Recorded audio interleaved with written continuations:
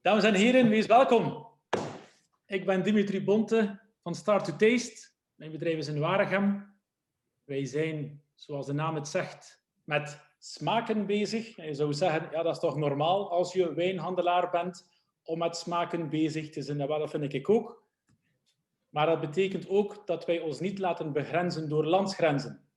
Wij denken niet in zones, in regio's, in appellaties. Wij denken in smaken en dat brengt ons eigenlijk over Hans de wereld. Dat maakt op het einde van de rit dat we toch zo'n 30-tal landen hebben. Dat was nooit de bedoeling, of dat was niet in C de bedoeling, dat is eenmaal zo gegroeid en zo gekomen. Waarom? Omdat we eigenlijk op heel veel verschillende plaatsen en heel graag op ongekende gebieden leuke, toffe dingen vinden. En één ervan, dus mijn passie, is ontdekken en mijn tweede passie is om het te delen. Dus vandaar een sessie zoals dit. Geniet ervan. We spreken er altijd op deze manier van kijk, stap in, we verlaten de autostrade en we gaan samen op pad langs de kleine weesjes. En langs die kleine weesjes gaan we u van alles tonen, gaan we u van alles laten ontdekken. Jump in and enjoy the ride. Dat is hetgeen wat we graag doen. Voor degenen die daarnet ingelogd zijn, ga ik het gewoon nog een keer herhalen. Dus als er vragen zijn tussentijds, feel free, zet ze op de chat.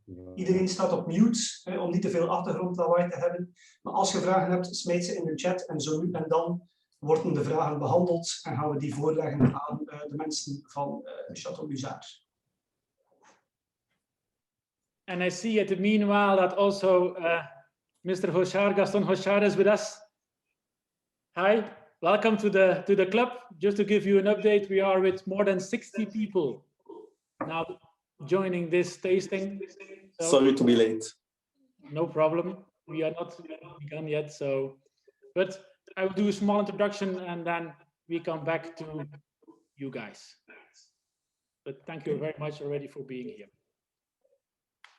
Our pleasure. All right. Goed, hebben wij alle praktische dingen gezegd. Ja, mensen die later bijgekomen zijn, jullie mogen alvast alle flesjes open doen en jullie alvast bedienen van de wijn. Ondertussen komt die wat open, warmt die wat op, want hij stond waarschijnlijk op een koele plaats. En dan kunnen we al gaandeweg van 1 tot 6 samen proeven. Goed. Het is eigenlijk mijn enorme trots en eigenlijk ook een enorme eer dat ik vanavond jullie gastheer mag zijn met een van de meest bijzondere domeinen ter wereld, Chateau Musar. En we hebben een equipe van 3 mensen van Musar bij ons die ik straks zal introduceren. Het zal een beetje een samenspel worden tussen hen, tussen mij, tussen Hans en tussen Luc ook. Luc hoort dat hij er ook aanwezig is. Dus een beetje, je zult niet constant mijn gezicht moeten zien, maak je geen zorgen. We gaan ons vooral amuseren. Dat is hetgeen wat we gaan doen.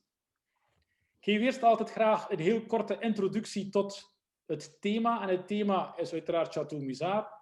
Maar Chateau Musar ligt in Libanon. Voor de mensen die het nog niet wisten, bij deze. En dan start ik altijd met een korte introductie tot het land. Ik hou van mindmaps, zoals dat je ziet. Dat is een beetje een vaste waarde geworden in deze online tastings. Ik ga inzoomen, geen probleem, dat komt straks allemaal wel goed. Maar we zien alvast al groot de vlag staan van Libanon. Mocht je de vlag niet kennen, bij deze de vlag, de dennenboom, die bijna een nationaal symbool geworden is, want er ook heel veel van stonden, of nog altijd staan trouwens, die in de nationale vlag verweven zit. Eigenlijk, de naam Libanon komt eigenlijk van het soort wit, van de sneeuw die eigenlijk altijd op de pieken staat van de bergen. En vandaar eigenlijk dat LBN, ik kan het niet uitspreken, maar bon, daar komt de naam Libanon van. Grootte, en dat is wel een toffe, eigenlijk is Libanon een zeer klein land. Zo ongeveer een derde van België. Ik heb hier zo een leuke, ik ga dat een keer vergelijken in real life, of met de kunsten van het internet. Ik heb daar, voilà, gaan we hier naartoe, om het te situeren, niet onbelangrijk, maar eigenlijk de true size, daar gaat het eigenlijk over. Hier zie je in het blauw zie je Libanon staan. En daar hebben we België natuurlijk. We gaan een keer een beetje inzoomen. En ik kan nu eigenlijk Libanon meenemen naar België. Just to show you the size compared with our country. Zie je? Libanon is een derde van België ongeveer. Mochten we het aan de kust leggen, op het breedste gedeelte komen we net voorbij Gent. Dus om je maar een idee te geven, als we hier 2 gebergtes hebben met de Beekavallei ertussen, gaan we straks dieper op ingaan, zitten we ergens tussen Brugge en Gent naar de kust toe. Voilà. Alright, gaan we terug naar onze mindmap. Voilà. Dus een derde van België, had ik gezegd. Eigenlijk hebben ze een kustlijn van 225 kilometer. De grens met Syrië en de border with Israël. Qua religion zijn ze vooral moslim, maar er is ook ongeveer een derde die nog altijd christen is. En Druze is ook een soort geheime, ik heb dat even opgezocht, een soort geheime, geheim is het woord niet, maar een mysterieuze religie. Misschien kunnen we daar straks iets meer over horen. Uiteraard is de hoofdstad Beirut, die eigenlijk het Parijs is van het Midden-Oosten. Misschien zijn er mensen daar geweest, die kunnen straks haar ervaring delen. Maar blijkbaar de uitgaansstad bij uitstek. Dat moeten we zeker nog een keer doen.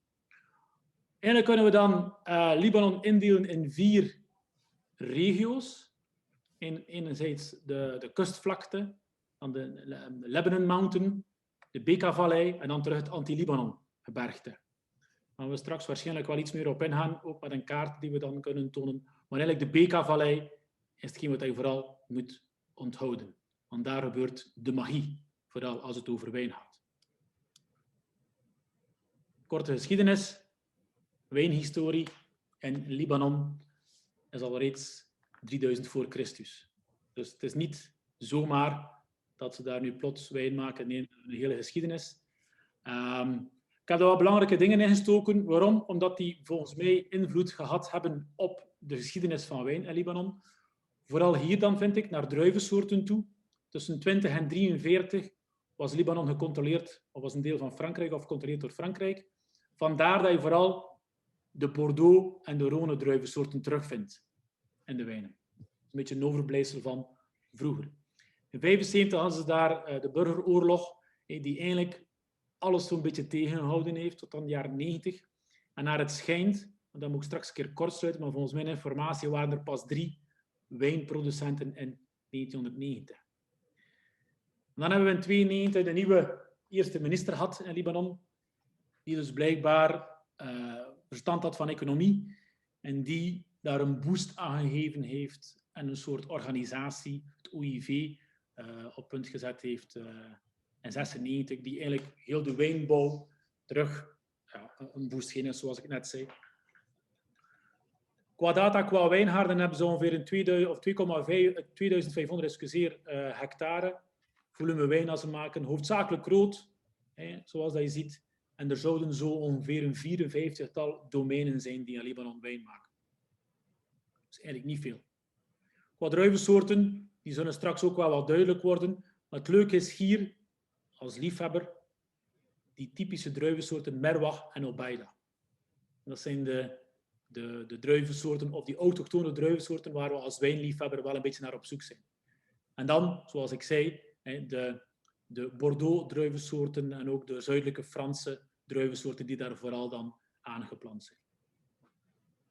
En dan de Beekavallei, die staat ongeveer in voor 80% van alles die qua wijnproductie is in Libanon.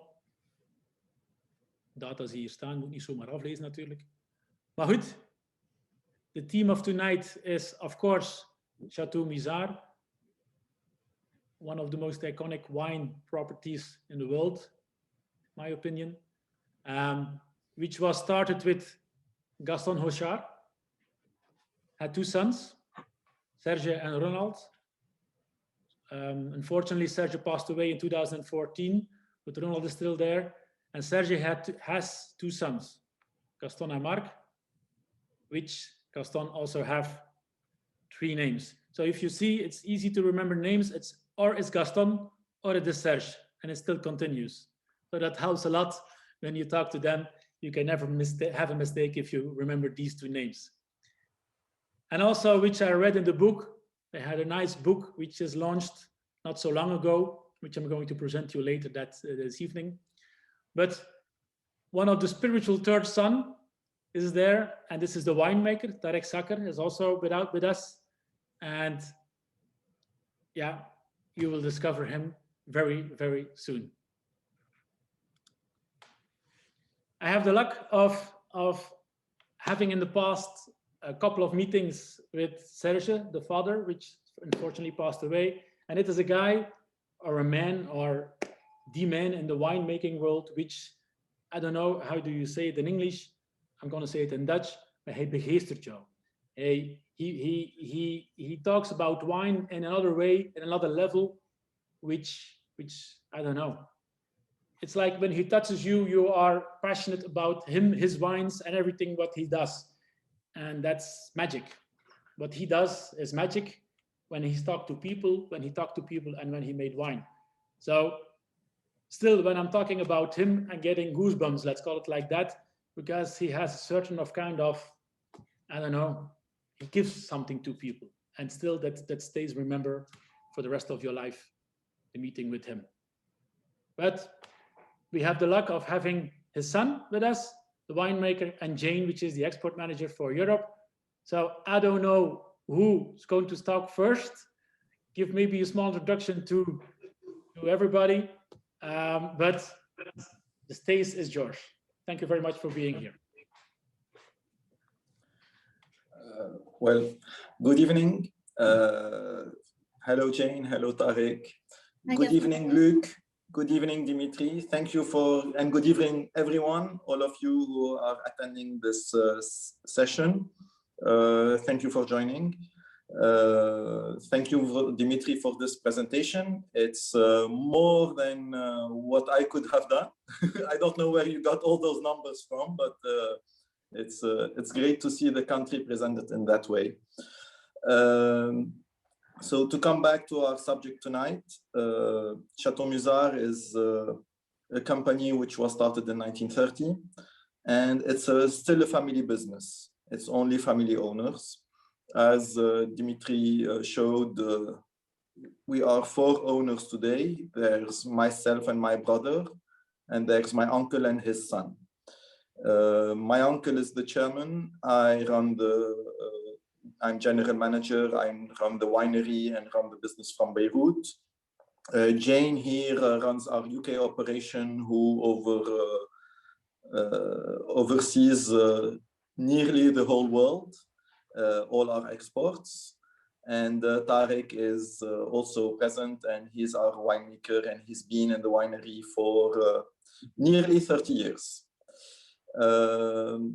The story started in 1930 when my grandfather came back from France. In fact, he went to France to study medicine, and he didn't like it. And so he came back in 1930, and with the help of his brother-in-law, he started a wine business.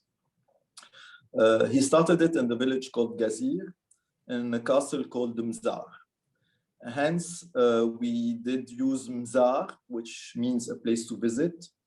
And we did franchise a little bit the name to Musar, because at the time Lebanon was under French mandate.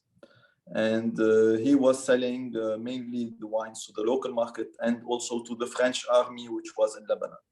The French army came to Lebanon after the First World War, with loss of the First World War by the Turkish Empire, by the Ottomans, not the Turks, by the Ottomans.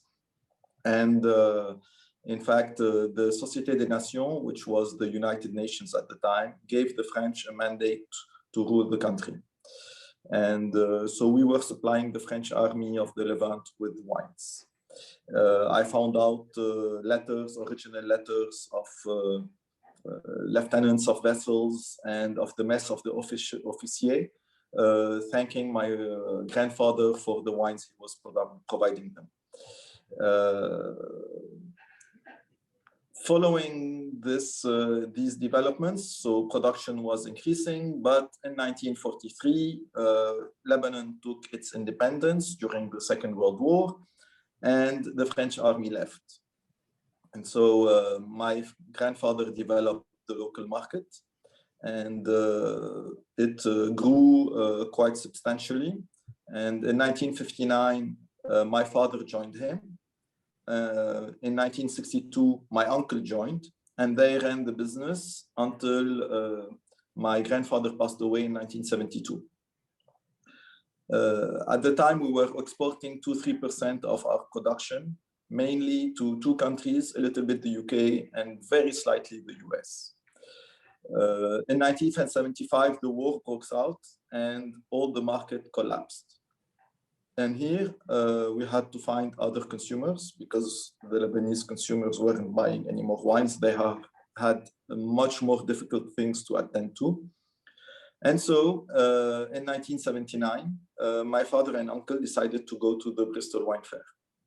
And this is where they showed the wines, and the wines were appreciated, written about in magazines and newspapers by wine connoisseurs, wine writers. And so seeing the very good acceptance for our wines, they decided to open a company in the UK. And because Lebanon was still under war, at the time, the easiest way to ship wines was by full containers to the UK. And slowly, other markets started to ask for them. And so we started exporting from the UK because it was impossible with the war in Lebanon to export out of Lebanon small quantities. So 1, 2, or 3 pallets. And so the UK became a hub. In 1984, Decanter magazine started their Man of the Year award, and they did give this first award to my father, Serge, because he was producing exceptional wines under very difficult circumstances. Things continued to develop, and in 1990, at the end of the Lebanese civil war, we were exporting 95% of our production. We had completely or nearly completely left the local market, and we were exporting nearly all of our production to the whole world. We continued producing, and I joined the company in 1994. My cousin joined in 2000, and my brother Mark joined in 2010. Jane, which is here with us today, joined in, I think, 1988. Had joined just before Tarek, who joined in 1991, nearly 30 years ago. And so export grew, and this is where we are today. Today, my father has passed away. We did, as Dimitri did mention, we did publish a book. The book was started nearly 8-10 years ago. So my father had encountered some of the writers of this book at the time, and we weren't able to publish it. We didn't find a good publisher which we were happy with.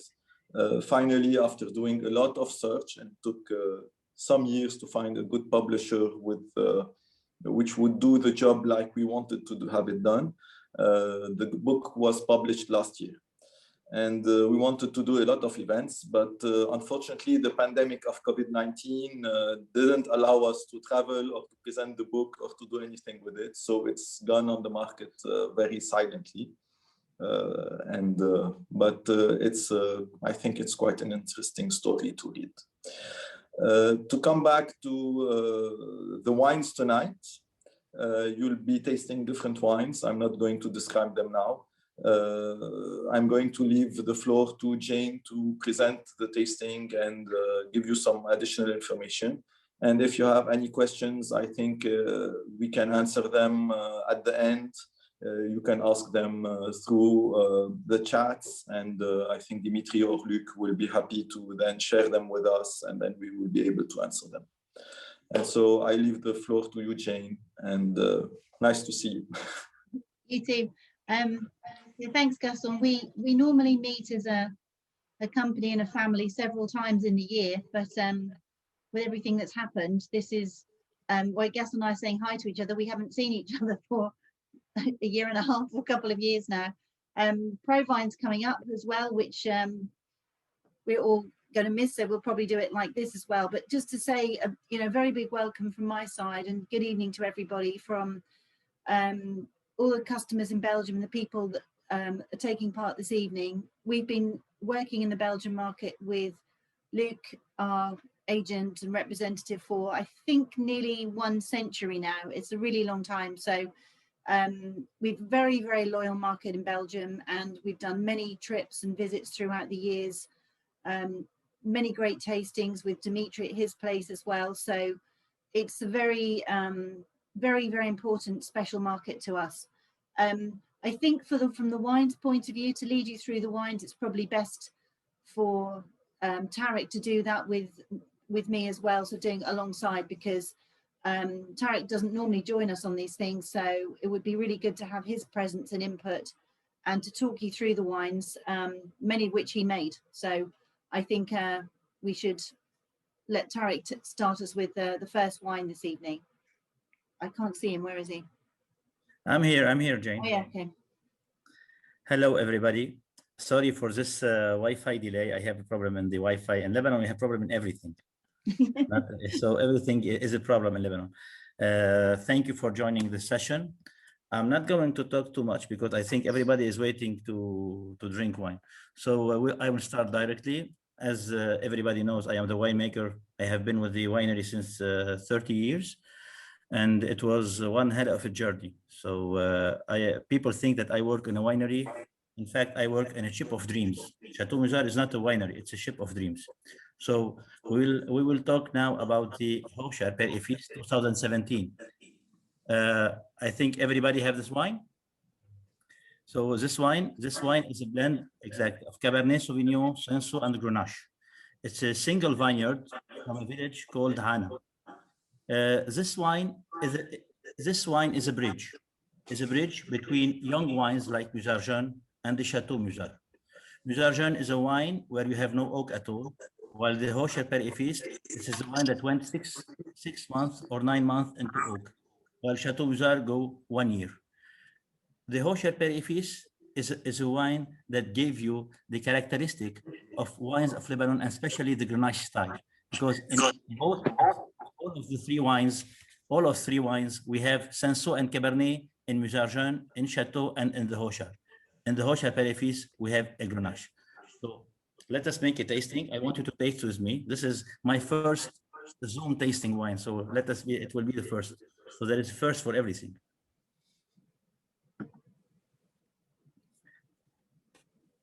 So if you noticed, it's a very concentrated wine, very dark fruits, intense concentration, much more into between plums and blackcurrant, very deep.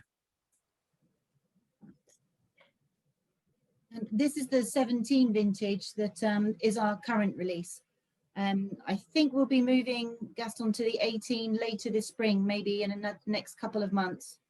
Yeah, that's correct. Yeah, we'll be starting to ship 18 in this month or next, and so depending on the availability of stock, which is still in the UK or in EU, we will be switching in a couple of months to the 18 vintage.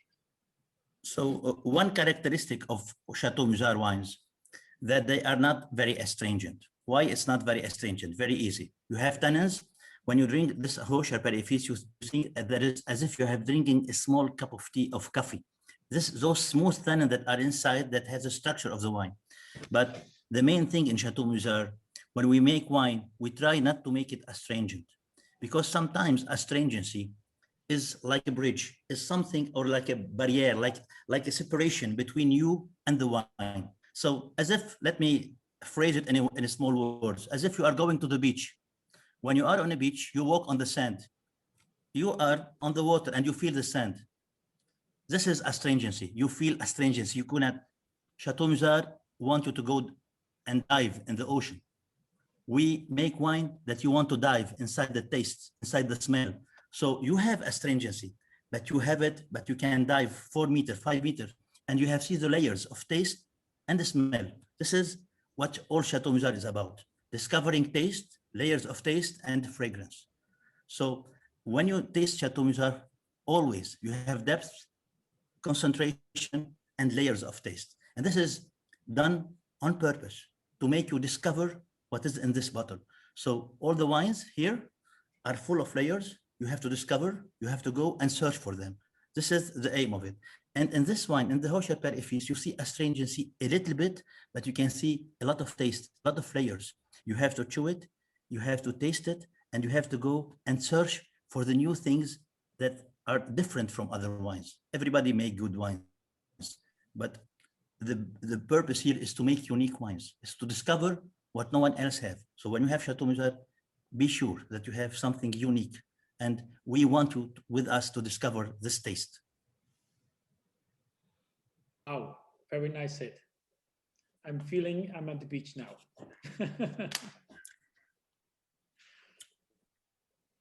This is also what is very important in wine. It's just not to taste the flavors and the aromas. It's also to be able to feel yourself and feel what it gives you and where it sends your mind, what it makes you remember from 5 years ago, 2 years ago, 10 years ago, 20 years ago. It's a question of sentiments. It's a question of sensations. It goes back to your memory. And this is those feelings that a wine can bring when you taste it. This is part of the things which are also important. It's not just the taste, which is very obvious and direct, like fruits or strawberries or tea or coffee or chocolate, but also all the memories and all the different expressions that this wine can bring to you. This is also one of the things which are very important in a tasting. Just maybe a small question. The range in red starts with Musar Jeune, then Yes. we go to Hochar, and then we have the Chateau. Mm-hmm. And because we don't taste the Musar Jeune tonight, can you explain a little bit what is the idea of making a Musar Jeune? What is the idea of making the Hochar? And then we have the Chateau, which we'll come to in a couple of minutes. But just to give, what is the aiming? Well, in fact, we've always produced two wines. We had a top of the line, which was the Chateau, and we have an entry wine. At the time, it wasn't called Musar Jeune, but I'm not going to talk about the name because it's useless now. The name does not exist anymore. In the middle of the 2000s, at the end of the 80s, we had a big multiple or a big company in the UK who asked us to produce a wine for them. Jane can describe this a little bit more because she lived it. And so we created an intermediary wine, which we could sell to that company without having the name of Chateau Musar only reserved for them, or we didn't want them to have the label Chateau Musar. So we created a name called Hochar Perifis, which had the family name, which made the link with Musar, but without giving to the wine the name Musar. They sold this wine for a couple of years, and then their concept of selling these wines with other wines of the world was stopped. So because the wine had already some followers, we continued with it. And so the Hochar Perifis was born. And in the middle of the 2000s, we changed the blending of our entry-level wine. And to position it, we gave it the name Musar Jeune, because for us, it was something which was modern, fruity, young. So young is jeune in French. It was produced at the time from young vines. It's a young wine made to be drunk young, for the young, because they apprehend fruity wines easier than more complex. And so we created the Jeune range. And so this is why now we have 3 ranges of wines, which is the Jeune as an entry level, the Hochar, which is a little bit more developed, has a little bit more complexity because it also goes 6 months in oak. And then we have the Chateau Musar, which is the high-end complex, which goes 12 months in oak, which is able to age for 20, 30, 40 years, and which is a wine which you can cellar also for such a long time. While the Hochar, you can cellar it for 10, 15 years, and the Geen is to be drunk within the first 2 to 7 years of age. Okay, so this is how we have the architecture of our ranges of wines. Okay. And also with the 3 very distinct brands we have, you can see that the Musar Geen is really the introduction to Musar world with no oak, but each wine we have in the range has its own signature, really, with one different grape in each. Where the Musar Geen, which is the bottle here, which is our younger unoaked wine, as Gaston said, has Syrah in the blend. And as Tarek said, the Hochar has Grenache in the blend. And so each one also has its own character, its own point of difference. And then the Chateau blend is always a third each of Cabernet Sauvignon, Cinsault and Carignan. So the Geen has its own style, unoaked, with the introduction of Syrah, and the Hochar has Grenache. And we don't have Grenache in any other wine except the Hochar, the same with the Syrah, it's just the Musar Geen. So each wine has its own identity, its own character completely. Okay, thanks for the explanation. I will just do a little translation as normally I do. Dus gewoon voor de mensen die, dus korte toelichting. Ik geef altijd een toelichting in een paar woorden. Het is niet de bedoeling dat ik alles vertaal natuurlijk. Maar als je op je blad kijkt, dan zie je dat de range van Chateau Musar eigenlijk begint met de Musar Geen. Dus zoals dat ze uitgelegd hebben, is het eigenlijk zo'n beetje de jongere versie. Meestal waren dat de jongere stokken. Er zit ook Syrah in. Er is geen eik aan te pas gekomen. Dus ja, noem het de jonge instapversie of de versie naar de jeugd, maar die eigenlijk voor iedereen zeker een pleaser is. Bewaar potentieel 2 tot 7 jaar. En dan ga je 1 stapje hoger en heb je de Hochar, waar dat dus de Grenache in zit in de blend onder andere. Heeft 6 maanden eik gehad, heeft een bewaarpotentieel van 10 tot 15 jaar. Hè. Dus we drinken momenteel de 2017. En straks gaan we dus over, en dat zie je op je blad, we hebben daar verschillende jaargangen naar de hoogste level zijn de Chateau Musar, die altijd bestaat uit ongeveer een derde Cabernet Sauvignon, een derde Cinsault, een derde Carignan. En die dus echt wel de high level is met een zeer, zeer, zeer lang bewaarpotentieel. Okay, I will leave the word to you now.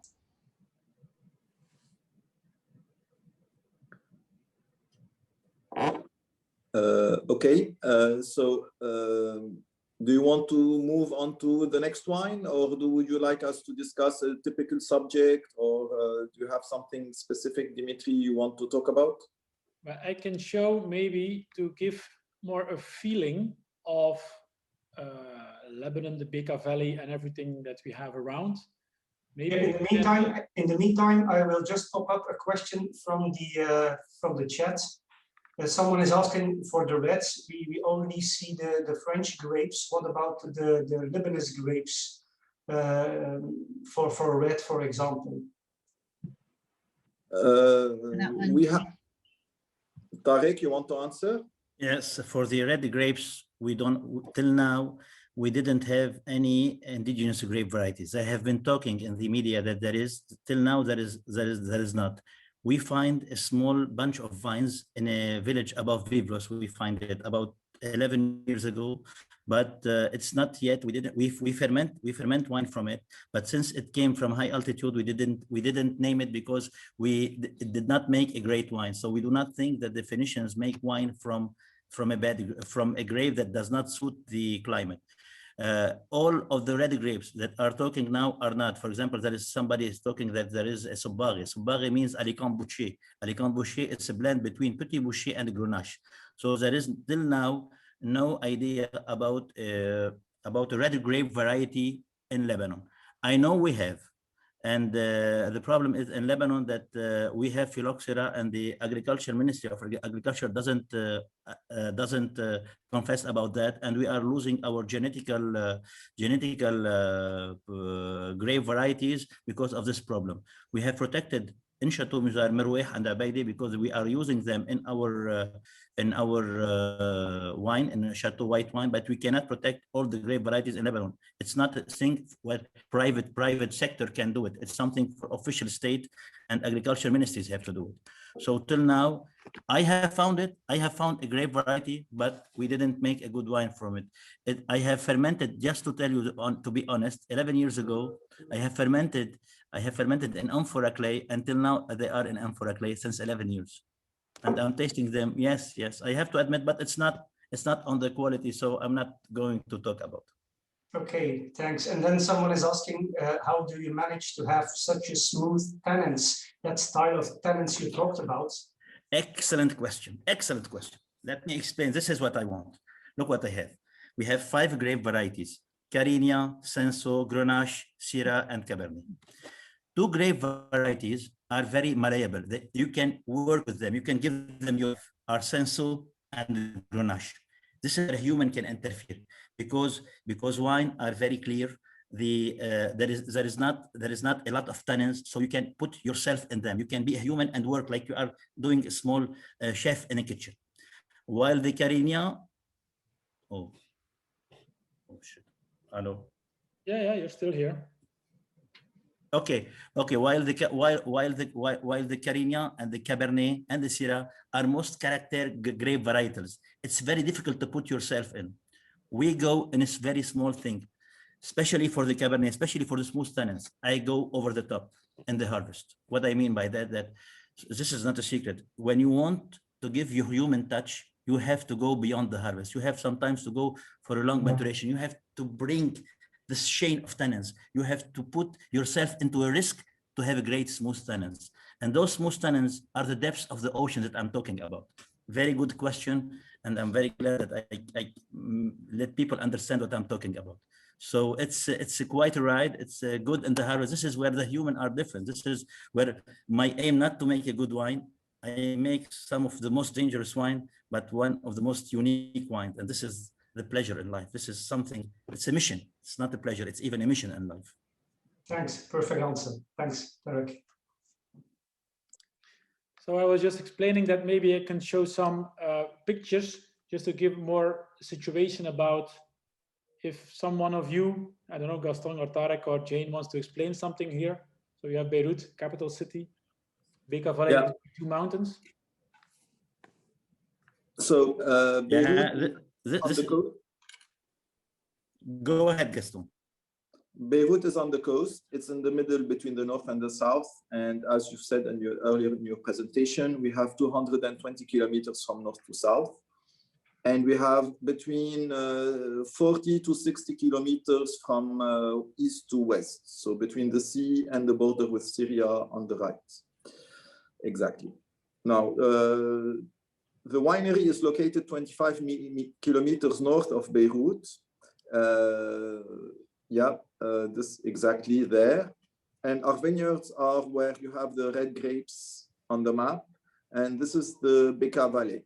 So between the coast and the valley with the 2 red grapes and all along from south to north, which is the clear part nearly white on your screen on the map. This is the Bekaa Valley, and this is at 1,000 meters altitude. And this is approximately 8 to 10 kilometers wide. Now, between the coast and this Bekaa Valley, we have a mountain range, which is Mount Lebanon. This range goes up to 3,000 meters altitude in the north. And exactly there.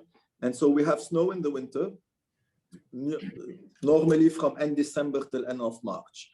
And this snow, this is a picture from 2 weeks ago. And this snow, which is what gave its name to Lebanon, in fact, because in ancient times, they compared snow to yogurt.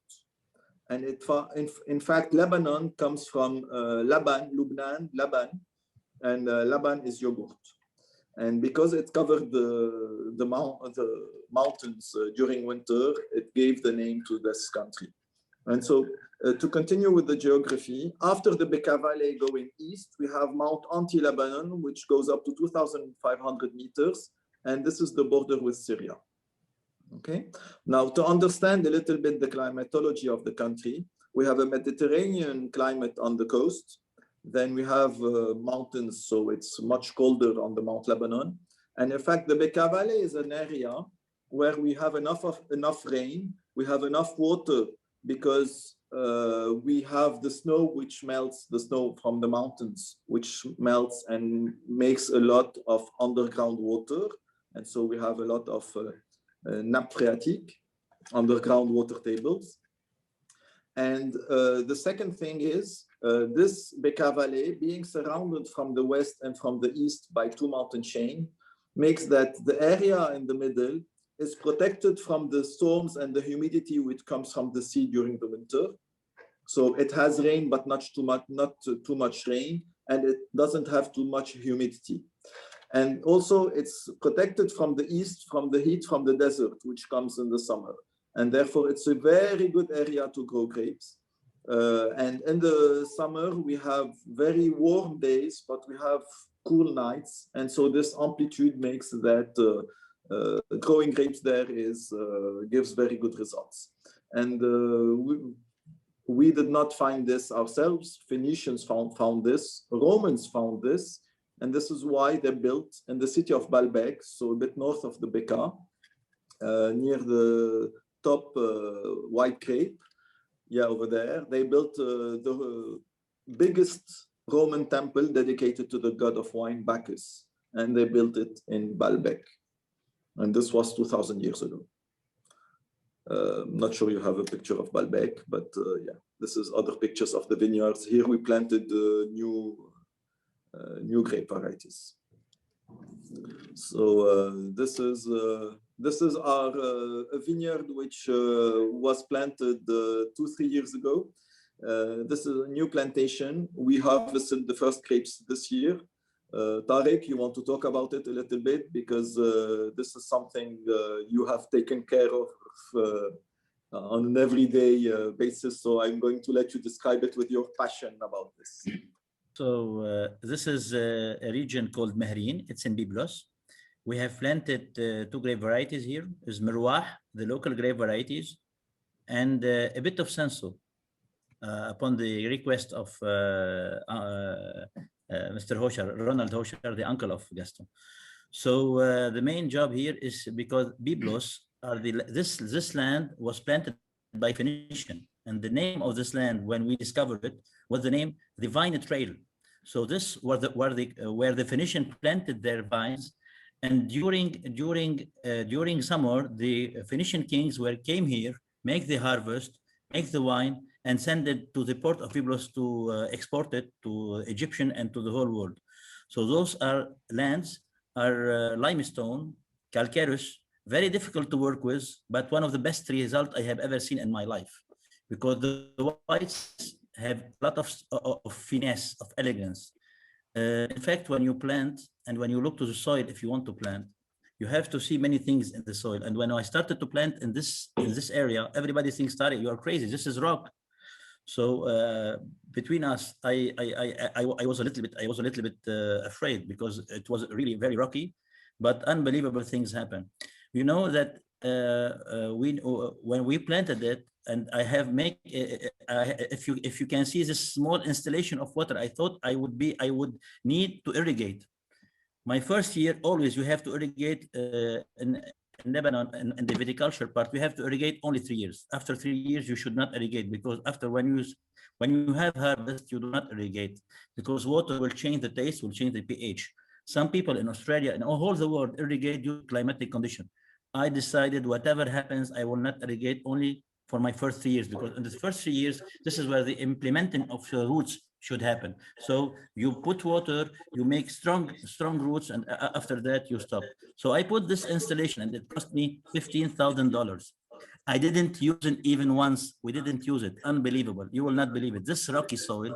What happened that I managed to understand that when it went raining, and when it did a lot of rain, this rocky soil prevent the evaporation of water, and it will always wet. Whenever you open the land, you 10 to 20 centimeters, it was always wet. This is the very positive effect of a very rocky soil, and I use it. I have it here. I don't want to put money to take it because it will take 2 days to take it. So I did not want to put any money on it. So I left it. But this picture will tell you all. This is a 2 years old. Just believe in this is a 2 years old vines, meerwaardezoekers, and I never irrigate except I use a small vessel to put some water. But this was never used. So this is something you learn, you feel, and you say, okay, now I understand. I finish and use it. It was one of the most adequate region for planting vines. So this is something, and the result, my first result was this year. I have made 8,000 bottles, and what a joy, what a greatness, especially because in 3 years the wine is always thin, doesn't have depth, but unbelievable wine. It gave me a lot of ideas, and I hope this Lebanon will be much better in much better conditions, so we can fulfill these ideas into real project. And what this photo doesn't show you, the other side of this were mounds and mounds of rocks. Hey, Tarek, all the rocks that had to be removed from those vineyards at the start, unbelievable. If you saw those vineyards before he planted them, as everyone was telling him, Tarek, you're crazy, you're a madman, no one will be able to plant here, because if you saw it, you wouldn't believe it. He couldn't even drive his Subaru over there, and he broke about 100 tractors and plows and everything, just trying to be able to plant the vines. So that photo seems like a miracle now.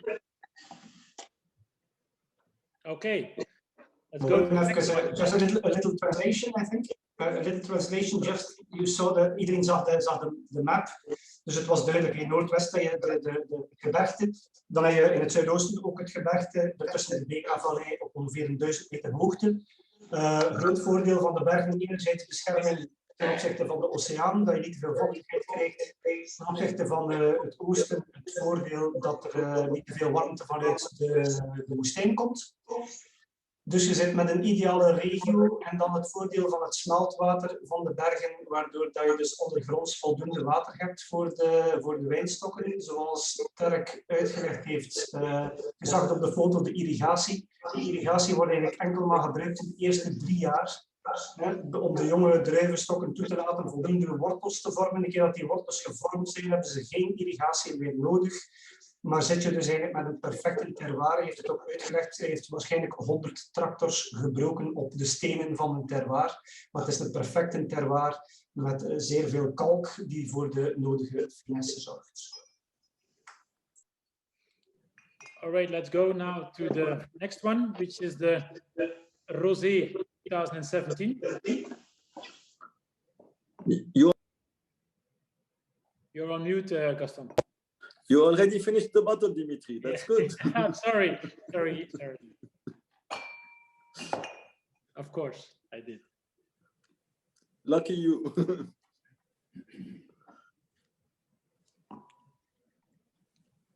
So, be ready to drink a rosé, which is actually not a rosé. Or something like that. Yes, exactly. This rosé have a little bit of story that nobody knows. This rosé is a blend of Senso, meerwaardezoekers, and Obaidi. It have been always the same. It went about 10 months in oak, in new oak. It goes into after that into a stainless steel vat. This 2017 has a little story to talk about. Nobody knows it. I think even Gaston doesn't know it. So I will not talk it. If Gaston doesn't know it, I will not tell about it. You will have to discover it. So this wine have after 10 months, it went into stainless steel, and it waited for the first time. In general, we bottled this wine.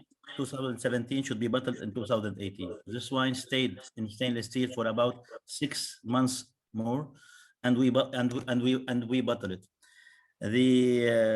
What happened that this wine went into much more complexity than I thought it was, because all the wines, all the Chateau Rosé have the same pattern. You have to go 9-10 months in oak, put in stainless steel, go to the fridge, bottle it, and finish.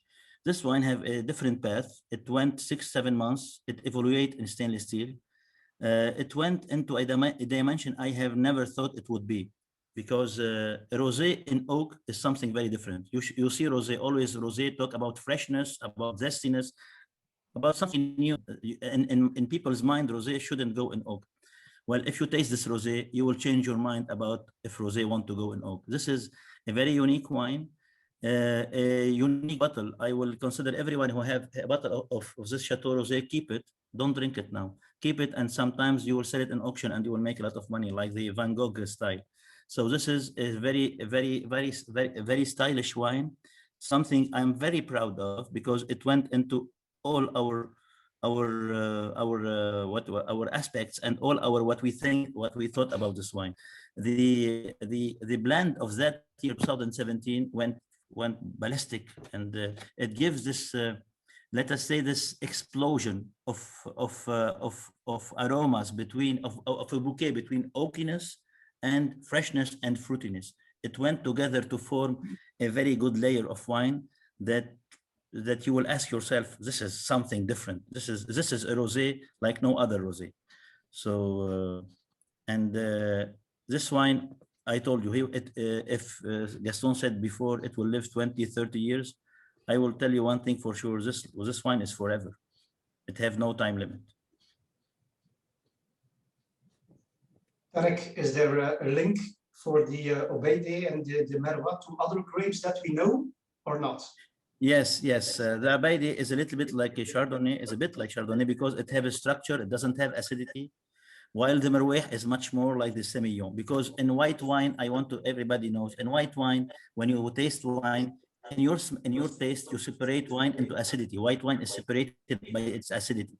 So let us say the Obeide is the non-acid one, and the Merwa is like the Riesling and the Semillon, while you have the zestiness, the freshness, nervosity.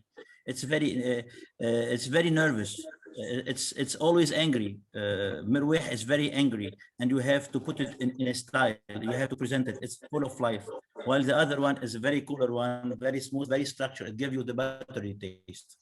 This is the characteristic of the two wines.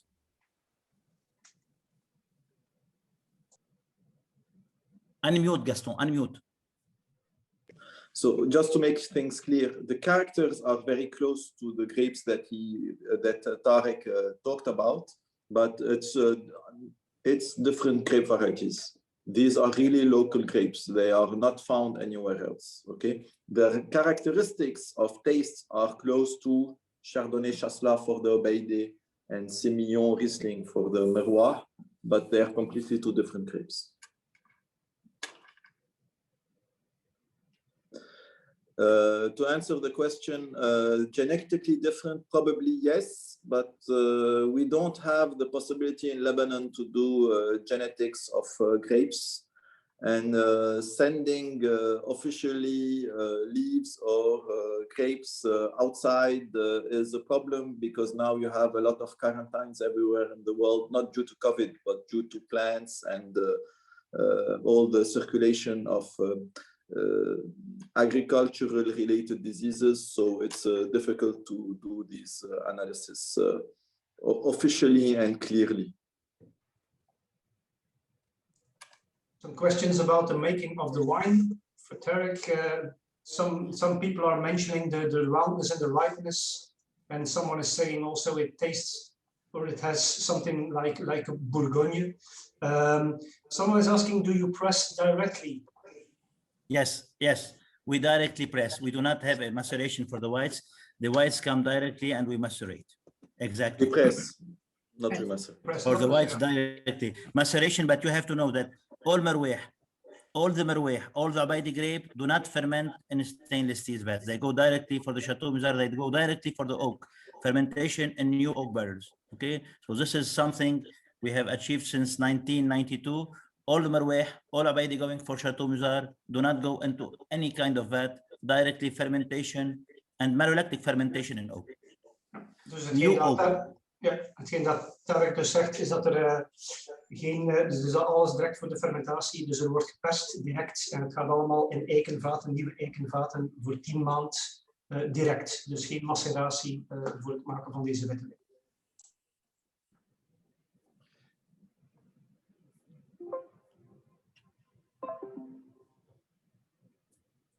And to answer the the last two questions, yes, we use French oak from la forêt de Nevers, from the Nevers forest. And the difference between the white and the rosé is the Cinsault grape variety. And in fact, the rosé wine was meant to be a champagne without bubbles, a champagne rosé without bubbles. My father was very fond of champagne rosé, and so he wanted to produce something. We couldn't do bubbles at the winery, so he decided to do a champagne without bubbles. And so we started with the rosé as a trial for fun, and it was started in 1994, and then we continued in 95. And so with the years where we have the characteristics to produce Chateau Rosé, we then produce. It's not produced every year, so we do this tweaking with the Cinsault, with the addition of the Cinsault at the start, and therefore we are able to produce a rosé which is different. Yes, Dimitri, there was a question. Oh, sorry. Dimitri, do you have pictures of the There was a winery question. itself? Yes, the Cinsault go with the whites for the pressing. There was about the Cinsault. It's yes, exactly.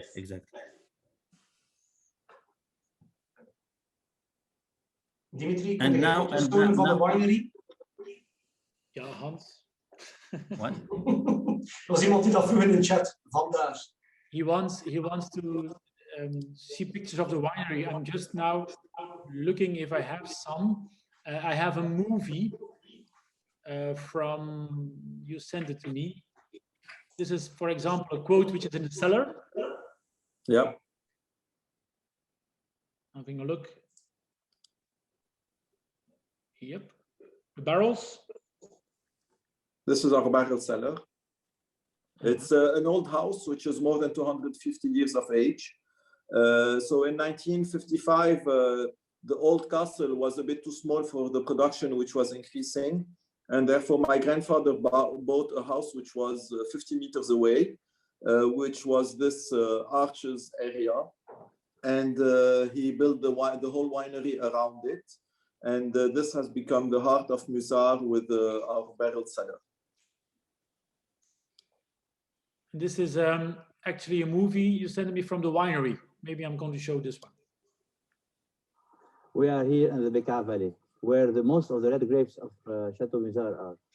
On my right, Lebanese chain mountains, Mount Lebanon, where the Merwah grapes come. Here, as you noticed, we are working on the vines of the red vines of Chateau Musar in the Bekaa. And on my left over there, the Lebanese chain mountains of Lebanon, where the white grapes of Ubaidi comes. So geographically speaking, red grapes of Chateau Musar are in the Bekaa, white grapes, local indigenous white grapes from Mount Lebanon and Lebanon, Ubaidi. It was quite a long time ago, I guess, no? I think this was taken 5-6 years ago or 8 years ago. 6 years ago. 6 years ago. 6 years ago. It seems like 20 years, but it's only 6 years ago. Heeft dus inderdaad wel een zeer mooi beeld over waar de druiven voor de rode wijn vandaan komen, specifiek uit de BK-vallei. En dan voor de witte zie je de druiven komen voor de witte wijn komen dan specifiek meer uit het gebergte links en rechts van de plaats waar hij stond. Maybe also important to pronounce or to make the focus on our bush vines, because we are known, we know everybody in Europe, they are with wires on trellises. Yes. Why do you use let bush me vines? explain to you. Let me explain to you why bush vines. When I studied wine growing in France in Saint Montpellier, everybody was making was making the wire, and everybody was on wire in Europe. So when I came to Lebanon, I noticed that everybody is on wire except for one producer. I noticed that the wire is not something you can use in a country where you have so much sun, because the wire is for two things. The wire is to let the vines open so it can see the sun. In Europe, we have a problem. Some of the Bordeaux areas, Germany, all the world have a problem of sun. They want the sun to take the sugar and to increase alcohol content, because some years you cannot increase alcohol content. Like in Lebanon, we have a lot of sun. We do not need to present ourselves like to make a tanning. We do not need this. We need to protect the grapes from the sun. This is rule number one. Rule number two, when you have the wire, you have the machine à vendanger, the mechanical thing to harvest. We do not have mechanical harvest, and we would never do mechanical harvest because it's not on our standards of quality. So two things we do not want we do not want to ruin our crop because it will burn from the sun, and we do not have mechanical harvest. So we kept it on bush vines. So the vines will protect the grapes, and the grapes will not be affected by the climatic condition because they will be protected by the shadow of the leaves. And the grapes will be a very good the grapes will be a good assembly harmony between the soil, climatic condition, vines, and the human. While if you leave them to the sun, only the climatic condition will decide when to harvest, when to think, and you will kill all the aspects of this harmony between in viticulture. So yes, bush vines, and very proud.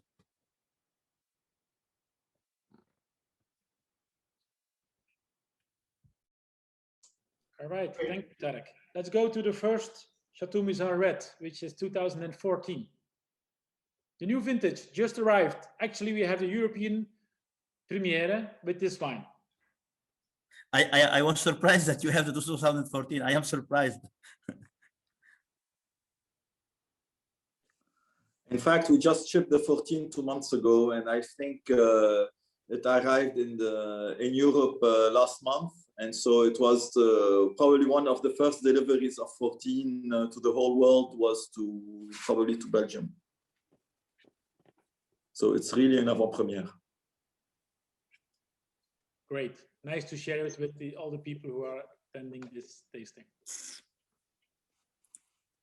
14. Tell me, what is 14? So 14 is like all the blends, Cabernet, Carignan, and Cinsault. 2014 is a very rich year. It have a lot of concentration and a little bit, let us say, a sweet taste. It's a little bit of residual sugar that give him the sweet taste, that give him depth that you can use to discover the layers of taste.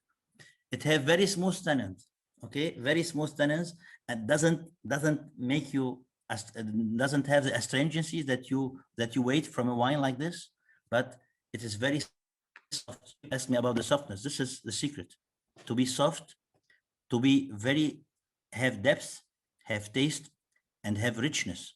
And this is the aim of this wine. 2014 was a great year. We had a lot of sun and a very warm summer, and we went a little bit late in the harvest, and we have this because when you go late in harvest, the taste tannins transform into phenolic maturation. Phenolic maturation means smooth tannins, creamy style. You can see the creamy in this wine. It's a very creamy wine. So this is a wine that will make you want you to drink more, to understand it more, because it doesn't cut you off. It just let you discover the taste of it. If you compare, because you said we go very far and letting the grapes hanging on the vines, if you compare to the others which are making wine in Lebanon, are you the most tardif, the most late in picking, or? Not in all grapes. We do not go tardif in all grapes. For example, we go tardif for a grape that have a lot of tannins. Cabernet Sauvignon, if you harvest it a little bit early, you cannot drink it. It will feel as if your tongue will be stretched. You cannot even taste it. It will be a barrier between you and the taste.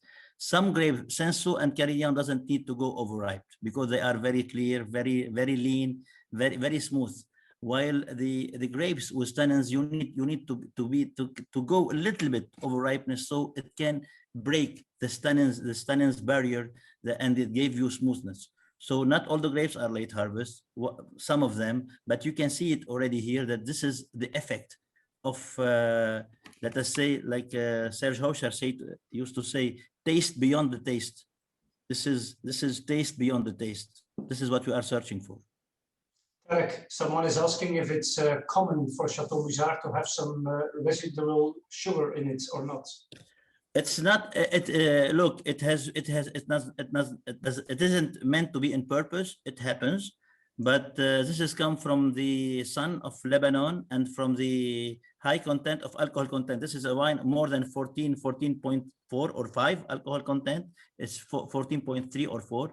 So the alcohol content also added to this creamy texture or to this little bit of sweetness and taste. We do not. 2015, for example, we have tasted it, and it's going to be launched. It have 0.8. It have no residual sugar. Some years have, some years not, but it's always reflecting the years. Hot years, you have to see it like this. Okay, it has this alcohol, this smooth feelings. We are reflecting the years like they are. Okay. I also see a question to Dimitri. Dimitri, er wordt een vraag gesteld waarom normaal gezien bij een degustatie worden meestal eerst de witte wijnen gedegusteerd en daarna de rode wijnen. Waarom de keuze om uiteindelijk toch op het einde nog een witte te gaan proeven? Het is misschien een vraag die te vroeg gesteld is, maar... Nee, dit is belangrijk, dat is goed. Je zit attent. Je hebt het gezien inderdaad dat er op het laatste witte wijn staat. Maar dat wordt straks duidelijk. Even geduldig. Er is een reden. We hebben dat bewust gedaan, uiteraard. Now, Gaston, they were just asking because why the white wine as the last wine to taste? And just explain that they're going to discover that at the end. Yes. So, in fact, also there are other questions about alcohol and percentages. So, in fact, our reds are usually between 13.5 to 14.5 alcohol. Alcohol comes only from the maturation of the grape. Because we are a country of sun, we have more than 300 days of sunshine a year. We get to full maturity, and therefore we do not need to add sugar to do chaptalization like it's done in Europe, where they have sometimes colder weather, cooler years, or rainy years. And another of the characteristics of the Beka is we don't have rain in the summer. Therefore, we're able to pick at the time we choose when the grapes are ripe, and therefore under normal conditions, because today with the climatic changes, I have to be careful with what I say, and specifically if we have tonight 1 or 2 lawyers. So under normal climatic conditions, we can pick at the date which we find is best for the maturity and for the quality of the wine which is going to ferment afterwards. Okay, so now to come back to the question, why do we taste our whites after the reds? In fact, we taste our whites before and after the reds. In our wine range, we have our whites of entry level, which are the varieties of Chardonnay, Viognier, Vermentino planted in the Beka Valley 20 years ago, which do our Musargin white, which are tasted first. Then we move on to reds. We taste all the reds, and then we move on to whites. The whites which we taste last are the whites of the Chateau. Why do we taste them at the end? Because those whites are so rich and so complex that they can overcome the taste of our red wines. Not a lot of whites have the capacity or the ability to be tasted after reds, but our whites do have this ability due to their complexity.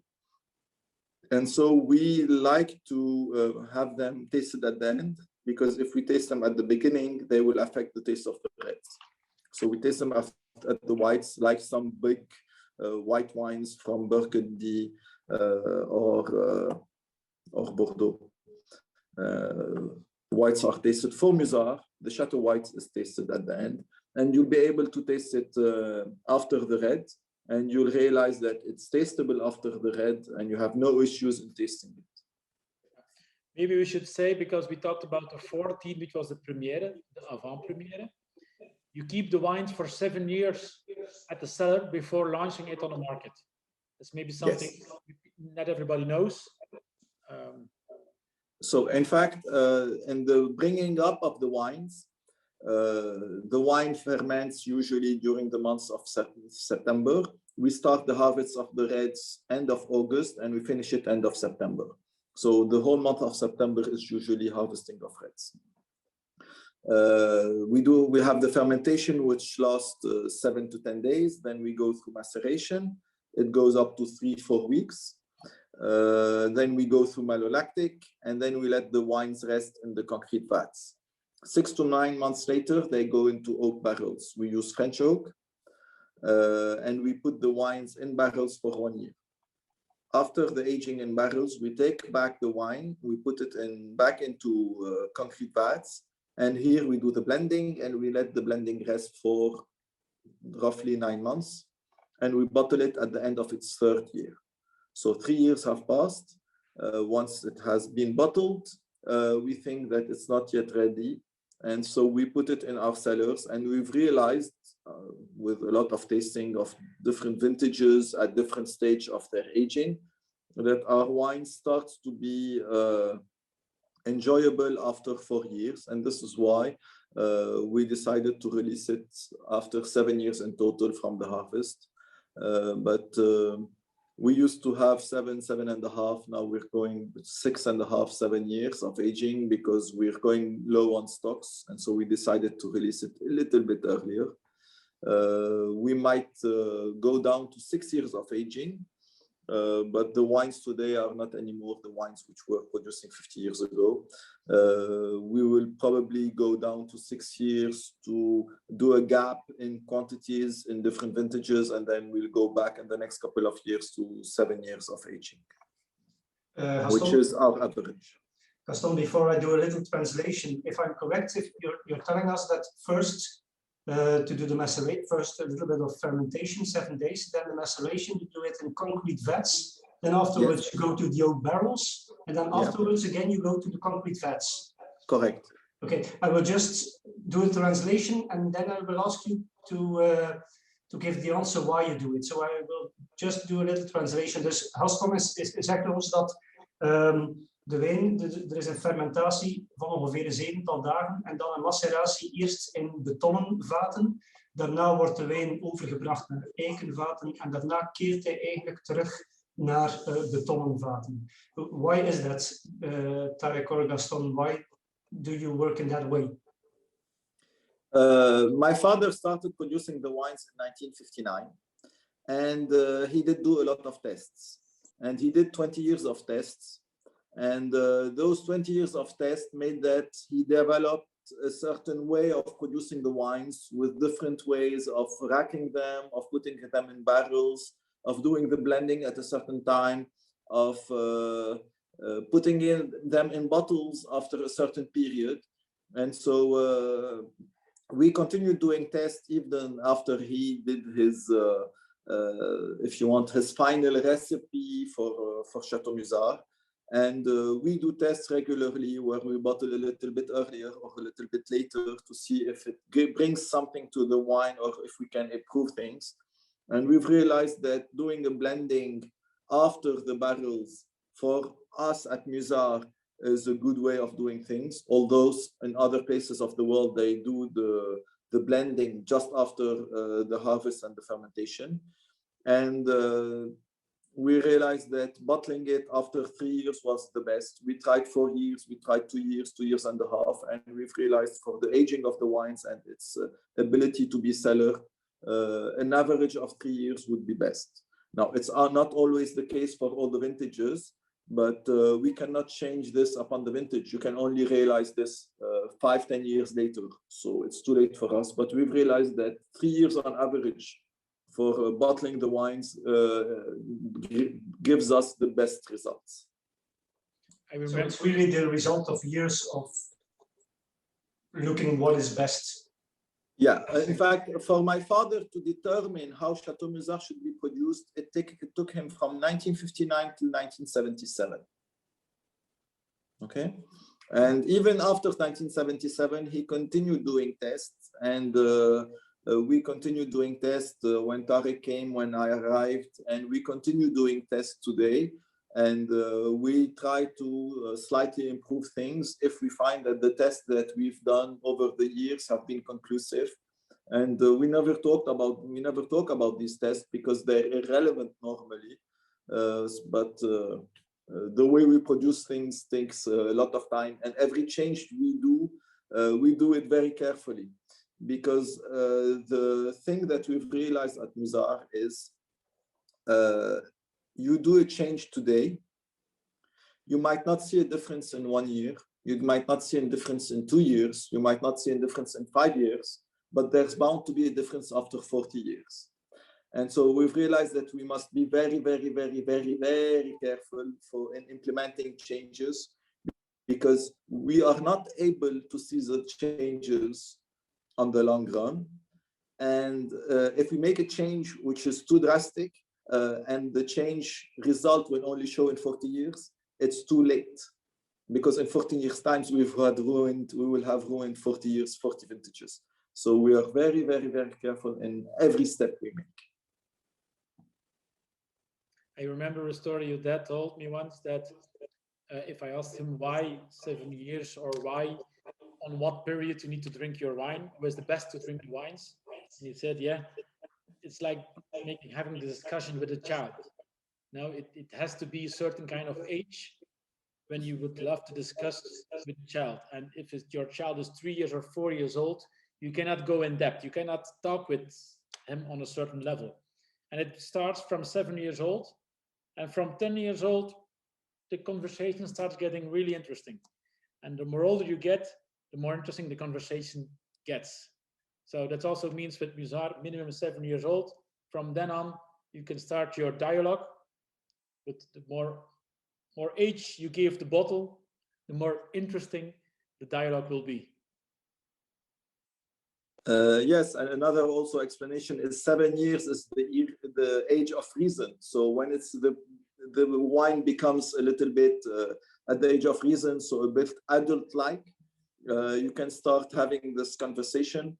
And in fact, as the time passes, as the wine builds layers, and if you want to talk about aging wines, I would recommend when you open an older bottle, don't taste it and drink it in 2 hours.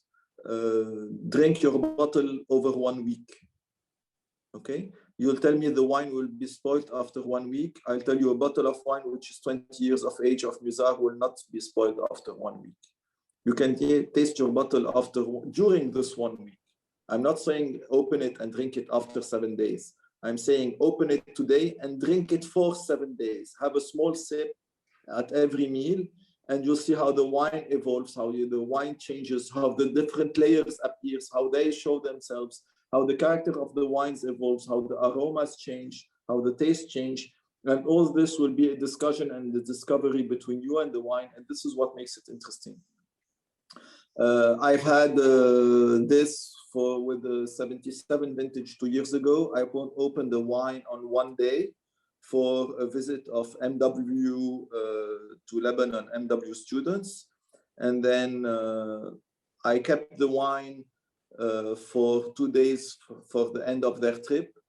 And then they weren't able to taste it after 2 days, but I kept it for the following week. And I served it at a dinner 9 days after it was opened. And the wine was a massacre. It killed everything. So this is just to let you know that a wine is not always to be drunk just when you open the bottle, but keep it for some time and enjoy it. My father used to drink his wine over 3 weeks. Okay. Now, after 1 week to 10 days, the wine starts to oxygenate and you have some characters and notes of oxidative, but oxidative in a good way, not always in a bad way. But this you can only discover when you do this exercise, okay? And wine is always trials and errors. You need to try everything, even things that we don't talk about. You have an idea, try it. You don't lose anything in trying. You'll always benefit from trying, okay? Always. Even if it's bad, you'll know it's bad. So don't be fooled by, unfortunately, this didn't work. Yeah, but now you know that it doesn't work. So it's a good thing, okay? So always see the half full glass. Don't see the half empty glass. Just I want to interfere. I have 2 questions from Bart and from Nico. That just let me a little bit answer. So for Bart, he said about the Lebanese winemakers aiming to make younger wines.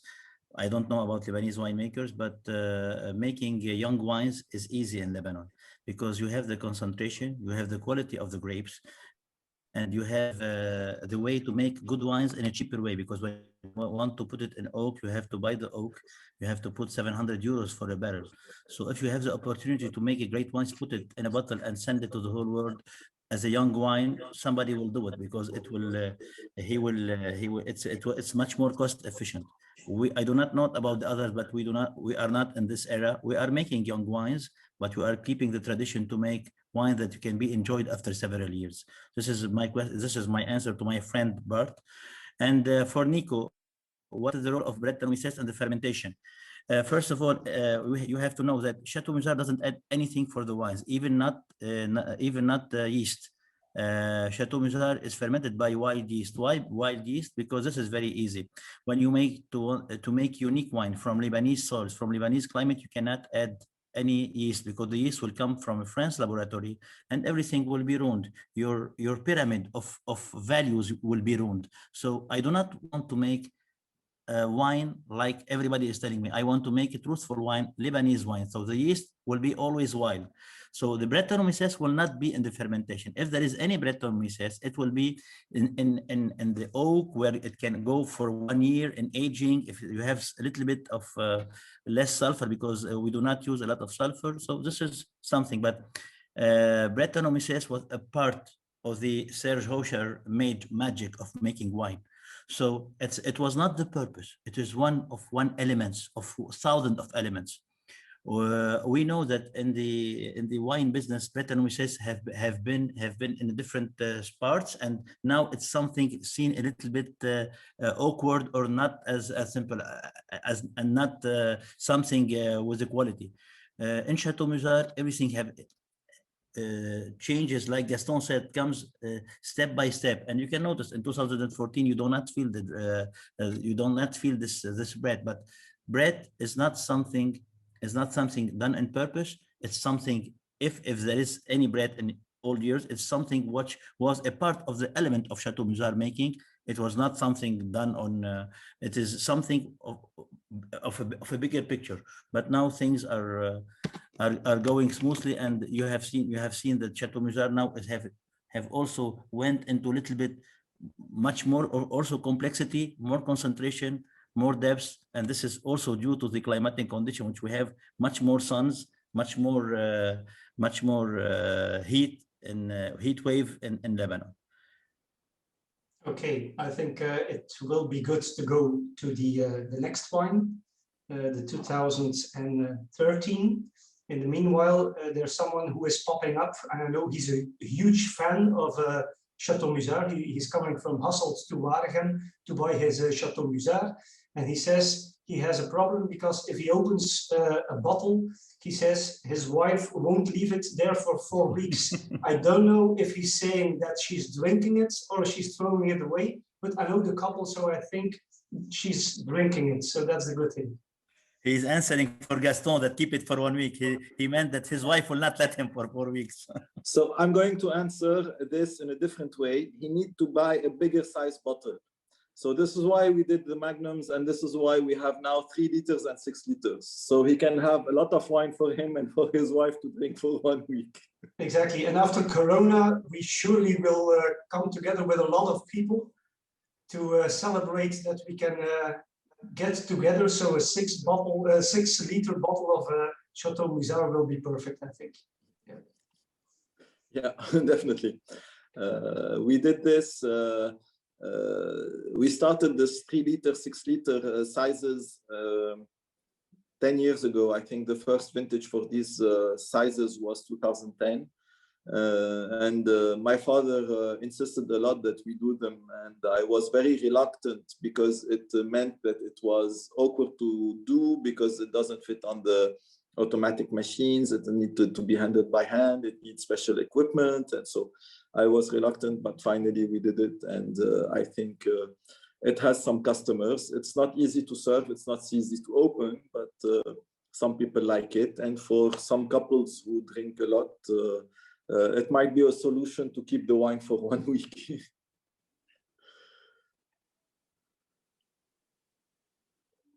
Perfect. The next one. So 2013, so a different vintage than 2014 with its own character, its own specificity. Each vintage being different because our wines are really a representative of what nature has given us. And so 2 different vintages can be completely different in style, and you can see it by tasting them. I let Tarek describe if he wants to describe it. But you at home tasting the wines, you'll realize how different these 2 vintages can be, although they're as close as 2 wines can be by the date of the vintage.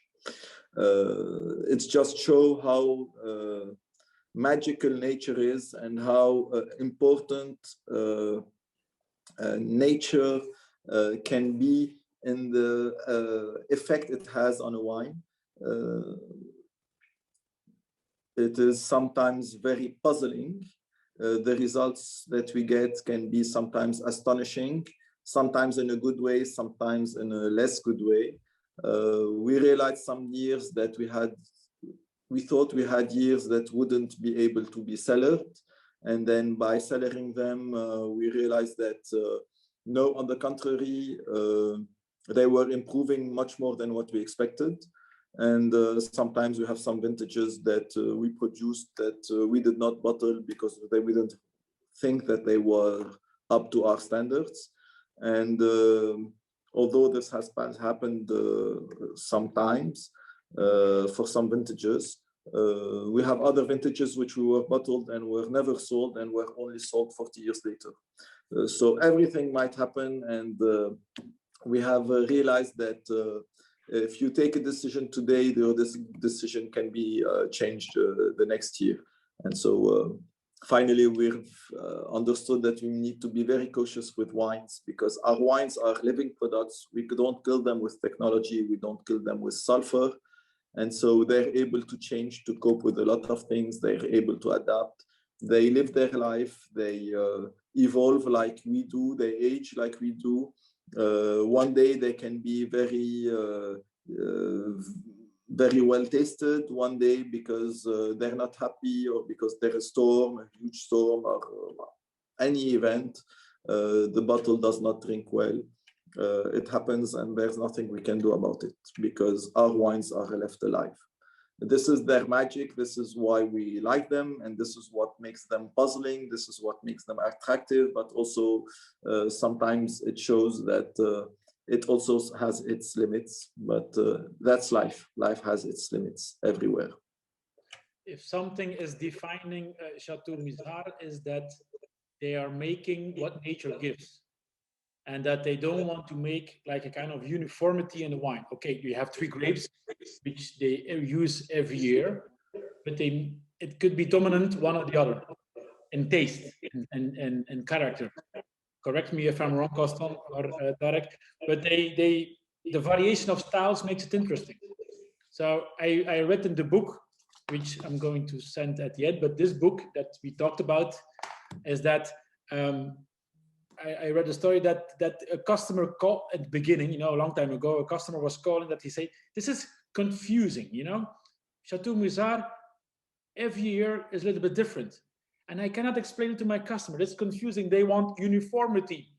And this is completely the opposite of what are you doing. So maybe we can continue this conversation, but it's very easy. It's very easy. You have one husband and one wife. They have 10 children.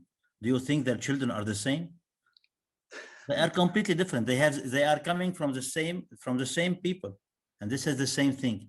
Each year have the ADN of the parents are the same, but the child are different, and this is what we do in Chateau Musar. Each year is different. We are different. Human intervention. The soil is different.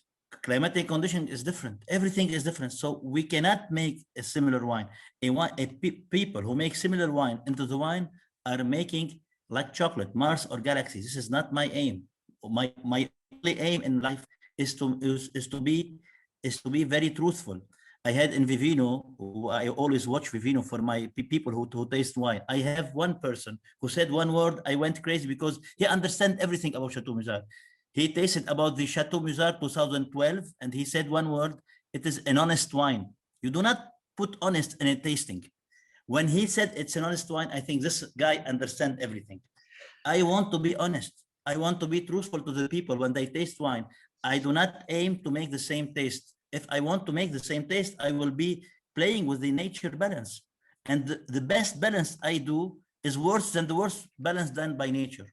So let me tell you in one phrase. I am an oenologist. You know what's oenologist? I consider myself as a gynecologist. You know, the doctor who gives birth. So I gave birth. I am the creator, but I give birth to nature. So it's not me. It's the nature who is creator. I only gave birth and I send it to you so you can see it. So this is a gynecologist. I am not the father. I am adopted father when it will be a Chateau Musar. Understand? As simple as that. If you see similar wines, it's not in Chateau Musar is not your target.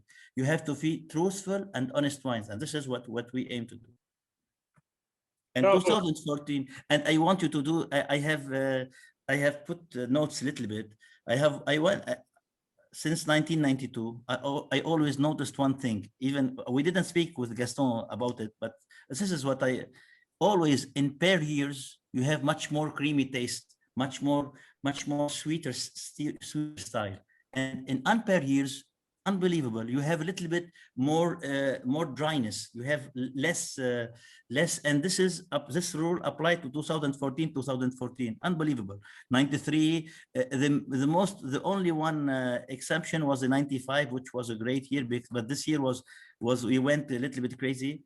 And we kept the wine on lease. His father went crazy. He kept the wine on lease till August. So this is something never to be done. But otherwise, you can see unpair years as have a little bit of dryness. Pair years have much more consistency, much more depth, much more creamy taste. So yes, some things are magical, like he said, and we are very happy to be different and to be in the same time magical. This is our mission. I told you, we are a ship. We are not a winery. We are a ship of dreams. You understand? This is not. I'm not talking about. I'm not talking philosophy. I'm talking reality. Unbelievable. You really feel that you worked with Serge for many years. I love it. Exactly. Yeah, exactly. You're even as crazy as him. I love it. Thank you. All right. You need to know, I don't know if you know that, Tarek and Gaston, but every person has a small medicine bottle like this. So we rebottled every wine in a 10 centiliter bottle. So this is bottled on Monday. So now they have your impression of a couple of days, but they were very full. So there was actually no oxygen in the bottle, almost nothing. So you open a bottle, you divide it in these small, and then you distribute it to everyone. You ship it. Yes. You send it by post. Yes. Wow. Okay. In Belgium. I don't know. Yeah. I don't know. I congratulate you. This is. I am also. By the way, this is what we do in olive oil. This is a great thing to do. Bravo. Congratulations. Excellent. In Belgium, and to mention also one person in Holland. To be honest. Yeah, and next week we have another online tasting, and we're going to be in Spain, and we're going international now. So, so but on Monday, just to mention, on Monday we have a tasting because it's International Women Day. So we have 5 female winemakers. Amongst us, we have one, Kathleen van den Berge from Chateau de Minière, Chateau de Suronde, who will also participate next week on Monday. So, but Tarek, if you shave your beard and you do your hairlet in a ponytail, maybe nobody will notice. So, okay, wine number 5, which is the vintage 2000. So I'm very curious now. Open since Monday. And actually, you know the story about that you said you need to open even an old vintage, you need to open it and give it air, you know, let it breathe. And I always explain to customers, And here I have a vintage 2000, actually, which is open now 1 week. You know, you need to really have a character to not drink it in once, but leave it. So sometimes I have character. Now I had it. And I always explain it, Gaston, maybe it's interesting, and also Tarek to know how I explain it. This is like a striptease. When you open the bottle, the striptease starts. Here she is with clothes, when you just open it. And when the bottle is empty, she's naked. But the way go down means time passes by. You know, it gives some air. The way going down, every time, every zip, some clothes are disappearing. But you stay interesting. You stay really, you are curious what behind that and what behind that. So you are staying with the bottle and staying focused on what you're drinking. But this is a striptease, and Chateau Musar is a striptease with 20 layers. So you need a lot of have a patience to see her naked. Tarek, are you still okay? Fine. I'm fine. He's speechless. He never thought it like that. Neither did I. But yes, in fact, in French, we say, when you have a striptease, you say, c'est un effeuillage. You're taking out the leaves one by one. And in fact, in the wine, when you taste it, you do also an effeuillage of all the taste of all the aromas. So yeah, it's very comparable. And in fact, when you talk about wine, you compare it a lot with women. On parle de la robe du vin. We talk about the dress of the wine. We talk about the legs of the wine because of the legs of a woman. So, and the comparison between wine and woman is not something new. So when you striptease a wine, yeah, you can say you striptease a woman. For the woman, you could striptease a man. So it goes in both ways because you have wines which are feminine and wines which are masculine in taste or in character. So it goes in both sexes and both ways. So I'm not trying to go on one or on the other, trying to be always equal for both genders. But yes. The 2000. 2000, yes. So if you noticed, it's much more leathery here, huh? Much more smoky, much more animal, much more smoky, completely different. It went into another evaluate bouquet. The bouquet is much more evaluated than the 2013 and 2014. And the color of the wine is much more clearer, much more clearer.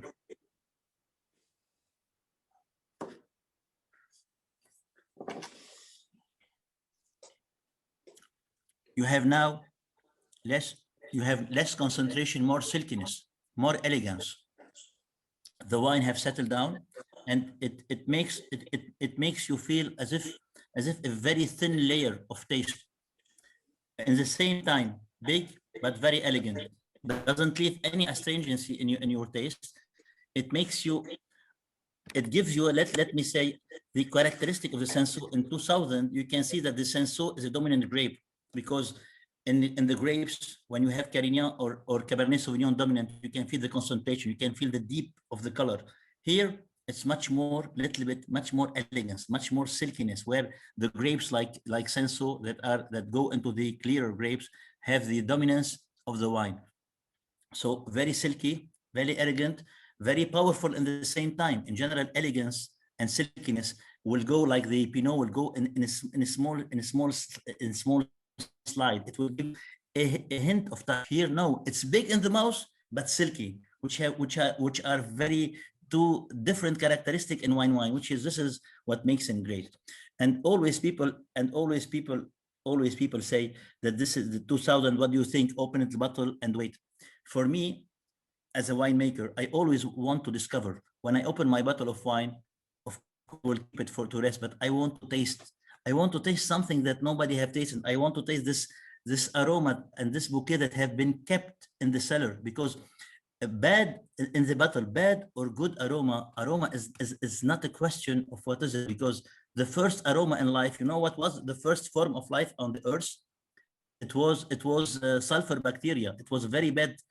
The sign of life, it was sulfur bacteria. Do you imagine before life, it was sulfur bacteria. So I would love to see the first smell of wine coming after I open it. I want to see this wine that was in his own prison. I want to see it. It's a curiosity. But when you keep it 10 to 15, half an hour, it will be more open. It will be much more enjoyable. It will be much more people will be attracted more. But I love it from the first sip. I like to see it. I like to understand it. I like to see how it would evolve during tasting. I want to share something with you too, which not many people don't know. If you have a wine with a certain age, like this, of course, 2000, we talk about premier, secondary, and tertiary aromas. So premier coming from the grape, secondary is coming from the winemaking process, and tertiary is coming from aging on the bottle.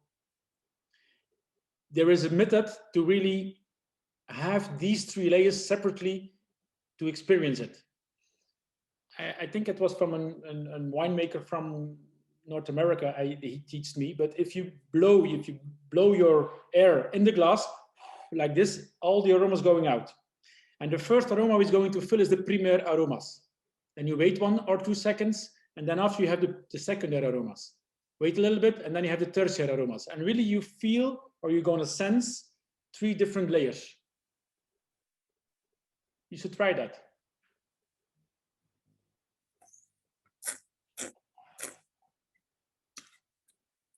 I have been known to have a very complex nose.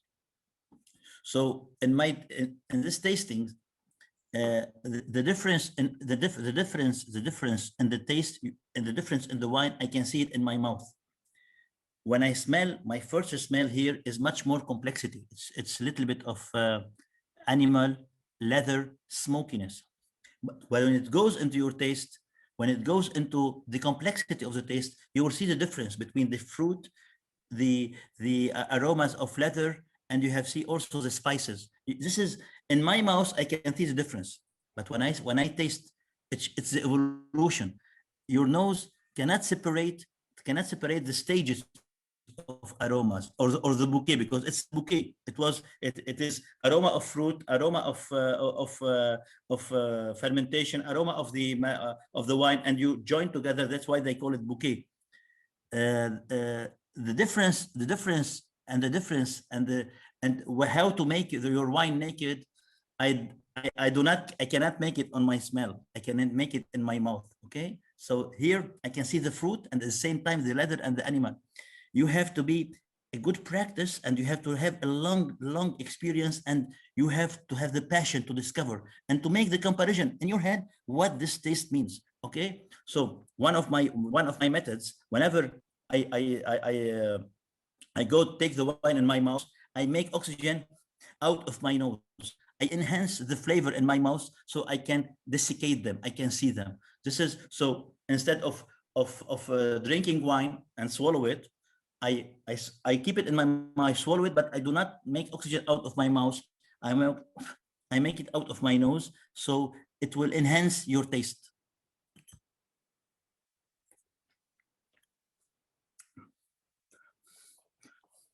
And you can see the dominant of the taste. When you take it out of your, the concentration of the wine will not go out from your mouth. It will go here, and your brain will take it.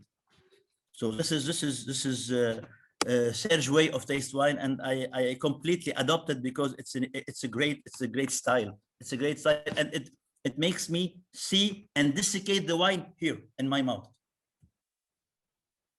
If you drink this wine, it has such a long aftertaste.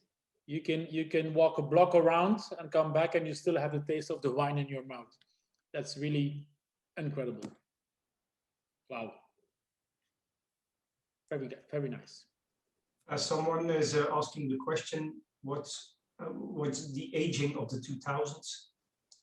I see that Luc gave an answer in the chat, saying the 2000 is really gorgeous at the moment. It's very good now, but you don't have to worry about for another 10, 15 years. Let me tell you about the age of the wines. This is something I have to be honest with everybody. When somebody tells me about Chateau Musar, how much it will age, If you want to hear a news, I will tell you 30, 40 years. If you want to be honest, if I want to be honest, I will tell you I have no limit. As if you are asking me, Tarek, do you have sons? Yes, I have 3 children. How much they will live? How should I know? Someone will go in an accident. Someone will live till 90 years old. And this is in the wine business. You can say it's 50 years old to please people. You say 40 years because you think the potential. But I think Chateau Musar wines have no limit. To be honest, I have never seen a wine that went off. I tasted about 4 years ago, 1956. 14 years ago, I tasted with 1942. 1942, and it was excellent wine. So I decided to say, people want an answer. I will give them 40, 50 years, but this is not the real answer. The real answer, you have no limit. We don't know. It's the age, it's life. How would you say how much you will live? You cannot know how much you will live. Maybe Corona will take some of us. Maybe some people will live till 100 years old. So to be honest, it have no time limit. Just enjoy your wine. Don't think, keep it in your cellar and sell it someday. I'm quite sure you will have a great price with it if you didn't want to taste it. Chateau Musar will live forever, believe me. Just keep the cork. And the problem is much wider than that. In fact, you need to take not only this into consideration, you need to take your taste into consideration. Each one of you must take his personal taste into consideration, because the wine might be able to live for 40 years, but you might only like the wine after 20. And the wine after 40, you might not enjoy as well. Or on the contrary, you might not like it after 20, but you might prefer it after 50. So the answer is not easy. Does the wine age? The problem is not the wine. The problem when you have a wine, the problem is the interaction between the wine and the person who's tasting.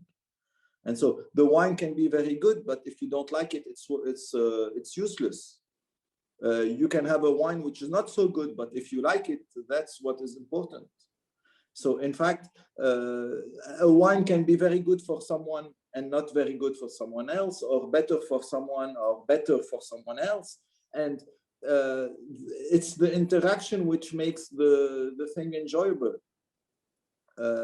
You can have a wine which is very tannic or very complex, which someone would love, and the same wine would not be pleasurable to someone else. And you can have a wine which is very easy, very mellow, and not very complex, and someone would love, and someone else would hate it. So the evolution of the wine makes that it changes all the time, and you might not like it when it comes and it ages as much. Second thing, you want your wine, you think it will be sellable, you want it after 20, 25 years of age. You might not, we or any one of us might not be here in 20 years of age. You never know what life gives you. And so you can have, unfortunately, something might happen, and therefore it's impossible to taste the wine. And then your children will maybe taste it, or they will sell it at an auction, and you would have missed the taste. So every day is a gamble. You need to understand that what you can do today, you will not be always able to do it tomorrow. So I'm not saying that you must drink everything today. No, it's not that, because you can't always do everything at the moment. But I'm saying that we have the tendency to keep things because we want to enjoy them after a certain period of time. But after this period of time, we change, the wines change. The wine might not be here at what we think it would be, or we might not be here with how we think, okay? So I know that we had at home a bottle of wine which was from 1918. I would not say which producer, and my father wanted to drink it after its 100 years. Unfortunately, my father passed away before he could drink it. Okay, now he didn't lose anything because we opened the bottle into 2018 and the bottle was off. So you see, but he wasn't able to taste it, and the bottle was not up to what he would have expected or what we expected from the wine.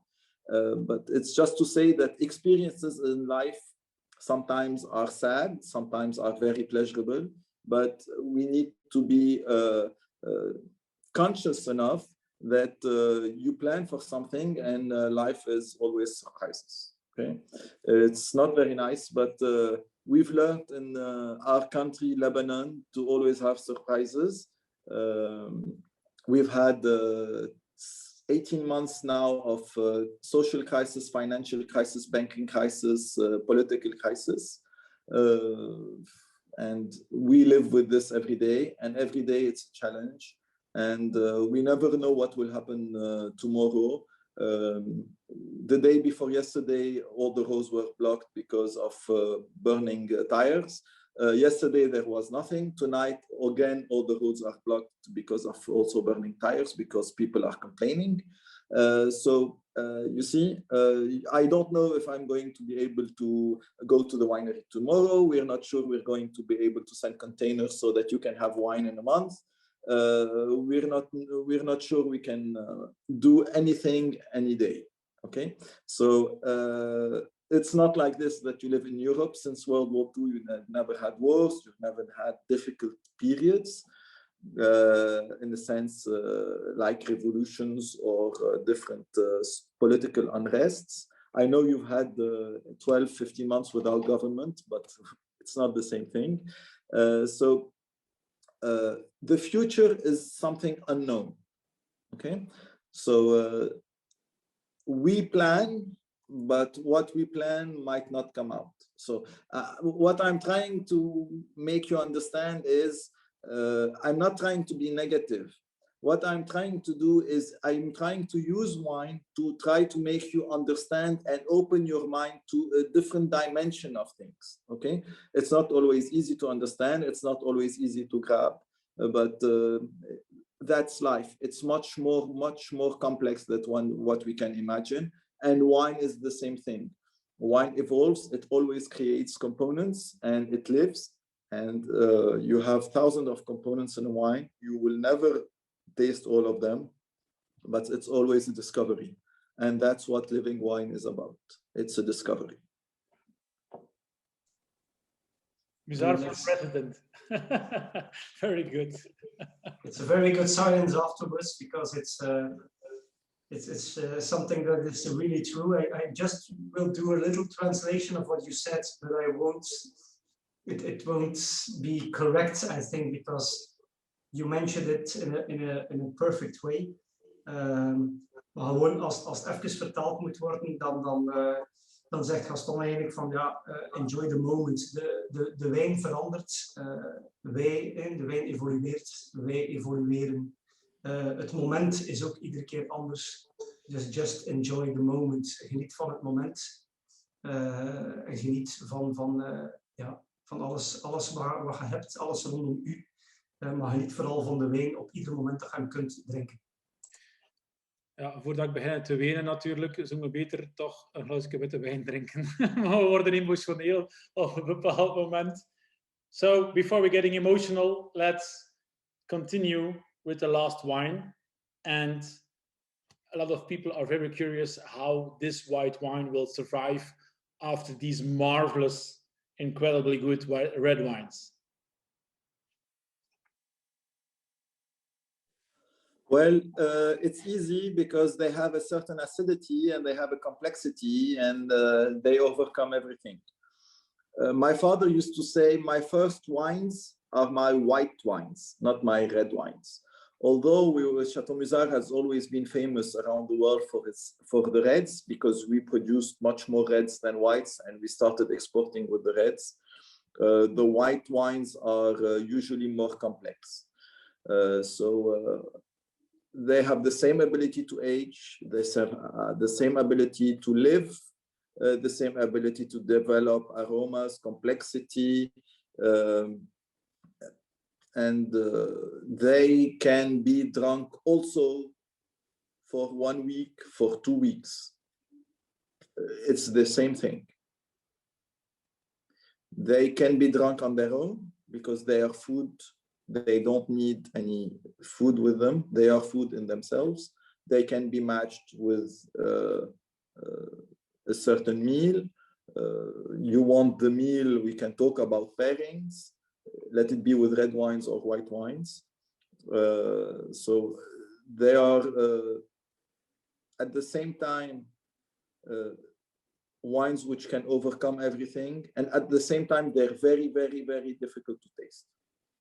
When you taste this white, you must understand you're not tasting a white wine. Taste it as if you were tasting a red. If you taste it as a white, you will be unable to taste that wine properly, because your mind will be set focusing on white, while I want your mind to focus on complexity, on taste. And therefore you need to think, close your eyes, think that this wine is a red, and taste it as if it was a red. And here you'll understand the wine. So it's a blend of local grapes, Obeide and Merwah. Obeide comes from Mount Lebanon, and Merwah from Mount Lebanon, both at 1,200 meters height. We start the harvesting with the whites of the Bekaa, so the Chardonnay, Viognier, Vermentino. Then we move to the reds, and we finish the harvest with those whites. Those whites are picked around mid-October.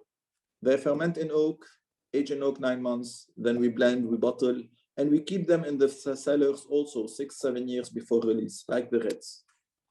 So it's wines which develop complexity and a lot of different aromas. And each white has a different character, like more distinct than the reds. The differences in the vintages between whites is bigger than between the vintages of reds. Someone is asking a question. Yes, about, I have seen it. Yeah, about the aging. Yeah. Yes, the whites are aged 9 to 10 months in new oak. Overlees, exactly. This is what, but without batonnage, of course, and bottled the same year. You have to understand that the quality of the white grapes is always a blend between Merwah and Ubaidi. But the quality and the consistency and the crisp acidity coming from the Merwah grape that is coming from the Mount Lebanon, which gives the nervosity and the freshness, the zestiness, is the one who is holding this wine. It's something unbelievable that you have the Merwah grape is giving to this wine. It gives him the acidity, because in white wine, very important to have acidity so it can support age. Acidity, oakiness, a great blend of two characters of oakiness, of tannins of oak with acidity. Those are the supporters of this white wine, and it will go and age for years and years. And notice the color; it's between yellow and a little bit of green. Those unique grape varieties give unique results. Sometimes when you taste this wine, you say it doesn't look like any white I have tasted before. This is the real aim of it. You have not tasted it before. It's those grapes that you don't find. It's not a Viognier, it's not a Chardonnay. It's something you don't find. We are making wines that are unique, even in whites. And those whites are something we do it only for 2,000 case. It's a unique thing. So embrace it like something different. Embrace it like a let us say a different variety of wine. This is to be honest. Think about it. I am here in a new style. I'm here to discover new things, and this is what I am aimed. Because when you put that kind of dimension in front of you, you will go and you will know how this wine is made. This is something you will not see it. Not everybody who can taste Chateau Musar white, because only 2,000 case or 2,000. Sometimes some years are only for 1,000 case. Grab it, taste it. It's a unique opportunity to see difference from the whole world, and to see how Lebanese grape varieties are giving in a bottle with that complexity. For example, I remember 2001, which is one of the best wines we produced, because it was a very good year and we have reached maturation. In general, in October it starts to rain in Lebanon, and you are afraid from the rain, so you harvest a little bit early, and you think the wine should be. But this is the mountain climatic conditions. You have to harvest before the rain, or the wine will be much more liquefied. It will lose the concentration. So choose the wine, taste it, embrace it. This is a unique opportunity to see a new variety, something different from the whole world.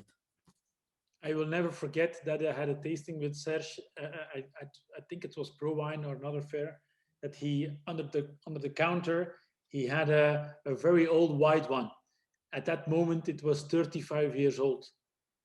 It is a sec, so a dry white wine of 35 years old. It was. You are blown away. It should be or 81 or 86. You decide. Which year was it? I think it was 86. It was not in the 80s. So okay. It was. This is it's 86 is a year. It's a magnificent year. It's a year of Obaidi alone. It have been one of my search, because I have 2 years in all my winemaking life. You know, sometimes you think this is the wine I want to make it as a definition of white wine. You take in your mind when you are young. You think in your mind one idea. This is my definition of white wine. When you get older, you see that the definition of your wine will be different. But 86 was my first wine that said this is the definition of my white wine. If I have the opportunity to grab this chance again, once again I said this idea in 2001. This is my definition. Well, now I realize they are great ones, but my definition of white wine is still to find, always to make the quest to search a wine that will always embrace life like it is, and truthful, and to be honest. I think each year is my definition of wine, but sometimes you are quoted for one wine and you are happy. This is in my first year of my wine making, so now I have the experience to know how to make the difference between everything.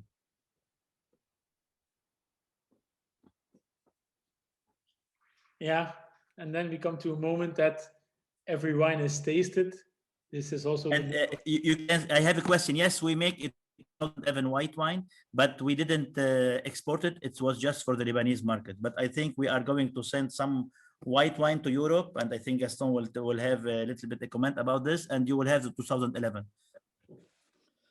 In fact, what happened is between 11 and the year which was just after, we didn't have enough quantities to hold 1 year completely, and so instead of moving 2 vintages in 1 year, we decided to split the vintages, and so one vintage went for export and the other one was reserved for the local market. So this is why you didn't see the 11 in Europe or in the world. The 11 was reserved for Lebanon. There was also a comment about the temperature of serving. Yes, we need to serve our whites like our reds around 15 to 18 degrees, because we think that if you chill them down too much, you'll kill the taste. Coolness works as an anesthesia on the palate, and so you need to let the temperature rise a little bit to be able to enjoy the wines. Any other questions on the whites or on all the wines that you've tasted tonight? No questions? I think the explanation was very good, very passionate. I saw some comments passing by and everybody enjoyed it a lot. I am following you 100%, so it's perfect. You did it on a very good way. Just want to share an experience also with Chateau Musar Red. I think 2 or 3 years ago, or maybe late, time goes fast. I had an experience with the 72 Musar Red, and it was at a restaurant, and the sommelier actually is also in this tasting, and we still, when we see each other and we talk about Musar, we still say this was the biggest mistake I ever made. So we opened the 72, very precious and very afraid that it's going to, break the cork and things like that. So we opened it, we tasted it from the bottle and said, yeah, we're gonna not decant it, and that was a mistake. If it is 40 years old, 20 years old, 50 years old, believe me, decant Chateau Musar, because at the end, when the bottle was empty almost, our last sip, we said, wow, now he's coming. Now he's really showing himself what he is. But it was the last sip. So decanting that at that moment means that the striptease, to come back to what I've said, will be much more further away, much more further than we had. It's a lesson, and that's life.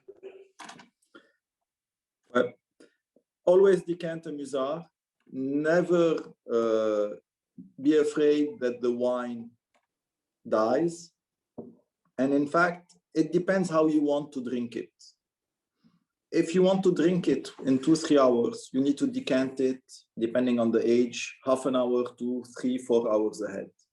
But if you want to enjoy it for a whole day, then you don't decant it. But you need to make sure that you have enough wine and that you leave enough wine so that you will be able to taste it at the start when it's starting from the bottle. So when it's still completely closed, it smells of mushroom, of degraded, of rotten, etc. And you will taste and smell this, then you'll taste the evolution of the wine. And then after 2, 3, 4 hours, you'll get to what Dimitri just talked about. But you need to give time and you need to be very patient. If not, then it's better to decant. Now, how to decant a wine? I think you all know how to decant. If you have any questions on decanting, we have a video on our website which talks about decanting.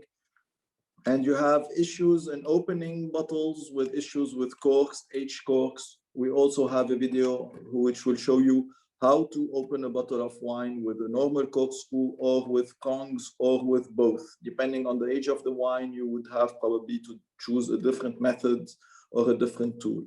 So also we have a video prepared on our website to help you with this. Okay, but this is tongs. This is the tongs, but we are talking about which is actually personalized at Chateau Musar. And there is a video. This is not a corkscrew, so you don't need to to drill in the cork and tear it in different pieces. Use this, and your cork is in the middle, and then you go like this, you turn, and you pull it out. This is the way to open a Musar. And I still have some. I still have some of this which are personalized, which are coming from Chateau Musar, of course. And yeah. And you start to put the longer way before the long before, and after that you put the right one, and you do it like this, left, right, left, right. You do not push it like this, left, right, left, right. Check the video on our website, it will be easier and you'll have all the details. Yeah, but there is now a QR code. There was like something which is hanging around the bottle with a QR code where you can scan and then you can see the movie which Gaston is talking about. So the explanation is really easy. But just to finish my thing, okay, now the selling man is coming out, of course. But if you buy some Musar after tonight, so nobody knows it maybe, or some know because some of really big fans are here between us. But the list you had with all the wines which are available, which means they are in stock, means that you can have a 10% discount. If you order now, you will receive tomorrow an email. Moet het Nederlands zeggen, Dimitri. So they know if you want to order Gaston or Tacker, you have now a 10% discount on my price list. Nee, Nederlands uiteraard, heel goed Hans, dankjewel. Dus je krijgt 10% op Hans deze lijst. Dit is allemaal in voorraad. De oudere vintages zijn uiteraard niet in grote hoeveelheden beschikbaar, maar alles is nog bestelbaar. En ik had voor deze sessie begon nog een gesprek met hem en ik zou moeten in mijn mailbox gehad hebben alreeds, of morgenochtend, een lijst met alles die nog beschikbaar is. Dus dat betekent, misschien zit jouw geboortejaar er nog tussen, of het geboortejaar van iemand die jouw geliefde is. Wie weet. Ik ga die lijst daar morgen bijvoegen. Dan weet je ook de prijs en wie weet, de wijnen bewaren eeuwig. En voor de mensen die bestellen, die krijgen van mij zo een flesopener, die eigenlijk een ach zo flesopener noemt. Zo van Duits van ach zo, dat werkt zo. All right. If I can, I will just drop some words because we had a very interesting explanation and philosophizing about the wines and the making of the wines. So I loved it a lot. So I will talk in the name of everyone who is present with us, I think. Because someone mentioned in the chat that Chateau Musar is really a never-ending story, and I think that's the perfect explanation. It's a never-ending story. So I think we are talking about wines made with a lot of love, with a lot of life in it, and also inspiring life, if I can say. Wines that has an evolution. We are also evaluating, and every moment is different. So what I understood from the words of Gaston, from the words of Tarek, is enjoy the moment. Enjoy the moment, and every moment will change, and we will change, and the wines will change. But we have very nice things here in the glass, experienced in the glass. I like the words that Tarek also said. He's an enologist, but not only an enologist, but also a gynecologist. Dus hij is niet enkel een enoloog, maar ook een gynaecoloog. Een gynaecoloog die ervoor zorgt... Don't take it on me.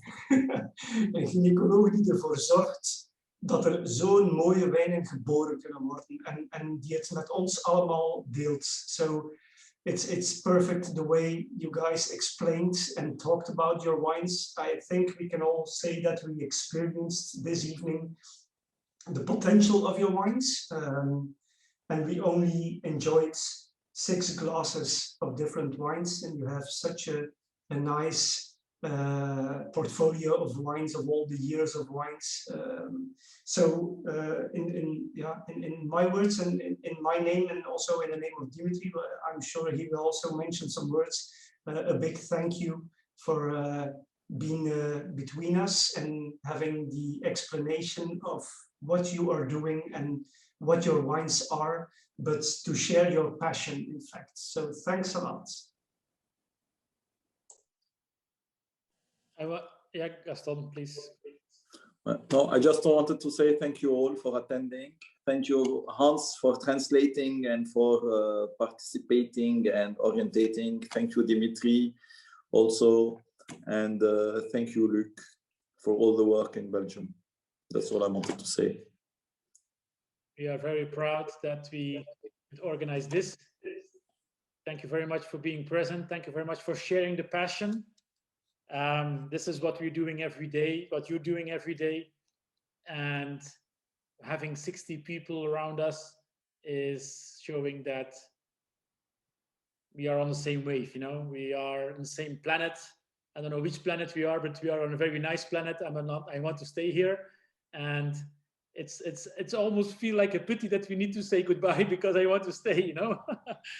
It's perfect. The wines were in very good condition, even when they are rebottled. I guess everybody can confirm that.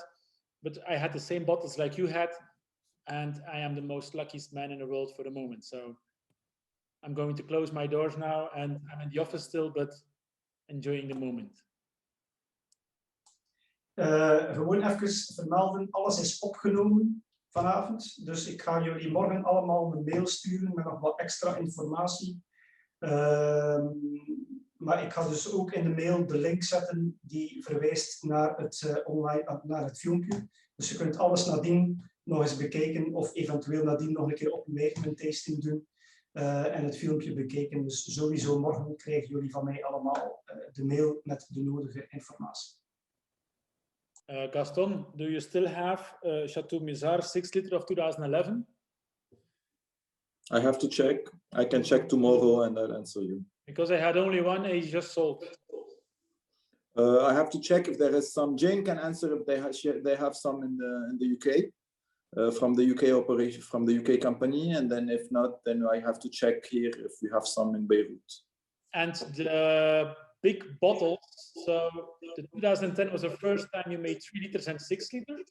Correct. But before that, since when did you start making magnums? 78. Okay, so this is still available too. Yeah, we only have 6 bottles left, so not available, only for us. One is enough, you know. Okay. So, but thank you very much. Thank you very much for all of you. Thank you very much. Thank you. You both are in my heart and everything, so it's perfect. You did it very good.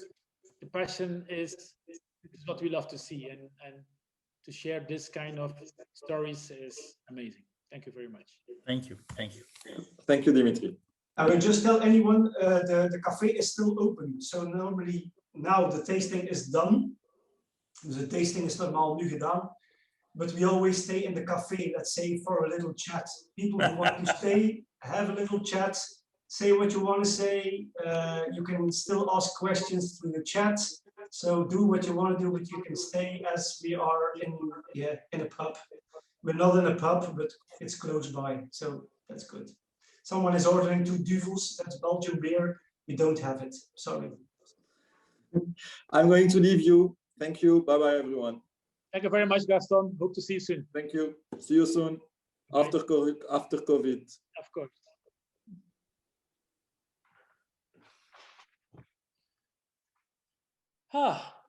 And comments, come on, where everybody? People who wants to leave, of course they can leave. People who wants to stay, please stay with us and share your thoughts. We moeten nu gerust op unmute zetten. Natuurlijk, als iedereen zich op unmute zet, wordt het moeilijk. Maar we zien wel wat er van komt. Tarek, are the hairdressers closed in Lebanon? I didn't the roads are closed. Yes. No. Sorry, the hairdressers in Belgium. There is a strict legislation about hairdressers. Yes, it's. Are you looking for a new? No. It's 2 years ago. I decided to put a condition with my son. My son now is 19 years old, and he is in university. He told me because when I was 20 years old, when I worked at Chateau Rothschild, my hair was long. So I always tell my children this story. My hair was very long. He told me, Daddy, you always tell a story. Show me the real thing. Show me the real hair. So I decided not to cut my hair. Wait a bit. You know, you know me before. You know me. I was a very that's the reason why I asked you. Yes. So after 2 months, he said, Dad, I want to tell you one thing. Yes. He told me I want to make my hair long. So it was his way to make also his hair very long. So me and him now has a very 2 years without cutting the hair. So cool. Just as simple as that.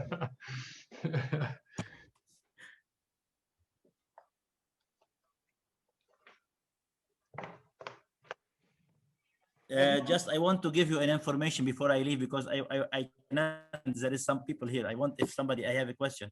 Ethically, I cannot leave. So I want to tell you one thing. People ask a little bit about alcohol content. Alcohol content for wine is like the weight for the person. So never ask a question, what do you think? I want a high alcohol content or low alcohol content? Alcohol content should be related always to the country where the grapes are planted. If you are in Spain, do not search for low alcohol content. You need to search a wine for 13.5 or 14 alcohol content. If you are in Lebanon, red wines less than 13.5, you are not in the equilibrium taste. So when you have alcohol content in Germany, if you have 12.5, you reach the balance. So always alcohol content is like the weight of the person. Okay, so you cannot say for a person who is 2 meters tall, if he is 100 kilograms, oh my God, you are fat. For God's sake, he is 2 meters tall. So always alcohol content, it's a combination of the wine. It's the harmony. Sometimes 14 alcohol means that you reach the harmony in a hot country. Always think about that. Do not take it out of the context. Alcohol content is one element of the wine. Just take it as where the wine was planted and you will figure it out directly. This is, I have to, just because I have this question, people saying, why high alcohol content, why low alcohol content? It's not a question of high and low. It's where they are planted. And the wine, it finds its harmony alone. So in Germany, 12.5 Pinot, it's a great Pinot. While in Lebanon, 12.5 Senso, it wouldn't be a balanced wine. It will be very acidic. So this is the main information I want to give you. I didn't have the question. I saw it in the chat room, but I couldn't answer. Tarek, someone. It's also about balance. Sorry. Yeah. So someone wants to see the painting behind you in full. Okay, someone wants to see the painting. The painting behind you, yeah. In full. I have my daughter who will help me. Okay. Yeah. Can he see it now? Yeah, we can see it now. It's a painting I chose in a small place in Lebanon when I used to decorate my house. So I decided I loved it, and it was cheap, so I bought it. It's not a Van Gogh, huh? That's what you do. You are honest. Honest in everything you do. Making the wine, talking about paintings. You're honest. It's what it is, you know? Exactly. And this is what somebody in a wine in Vivino about 2012. I was impressed. He wrote 3 words. It is an honest wine. And this is all the story what all about.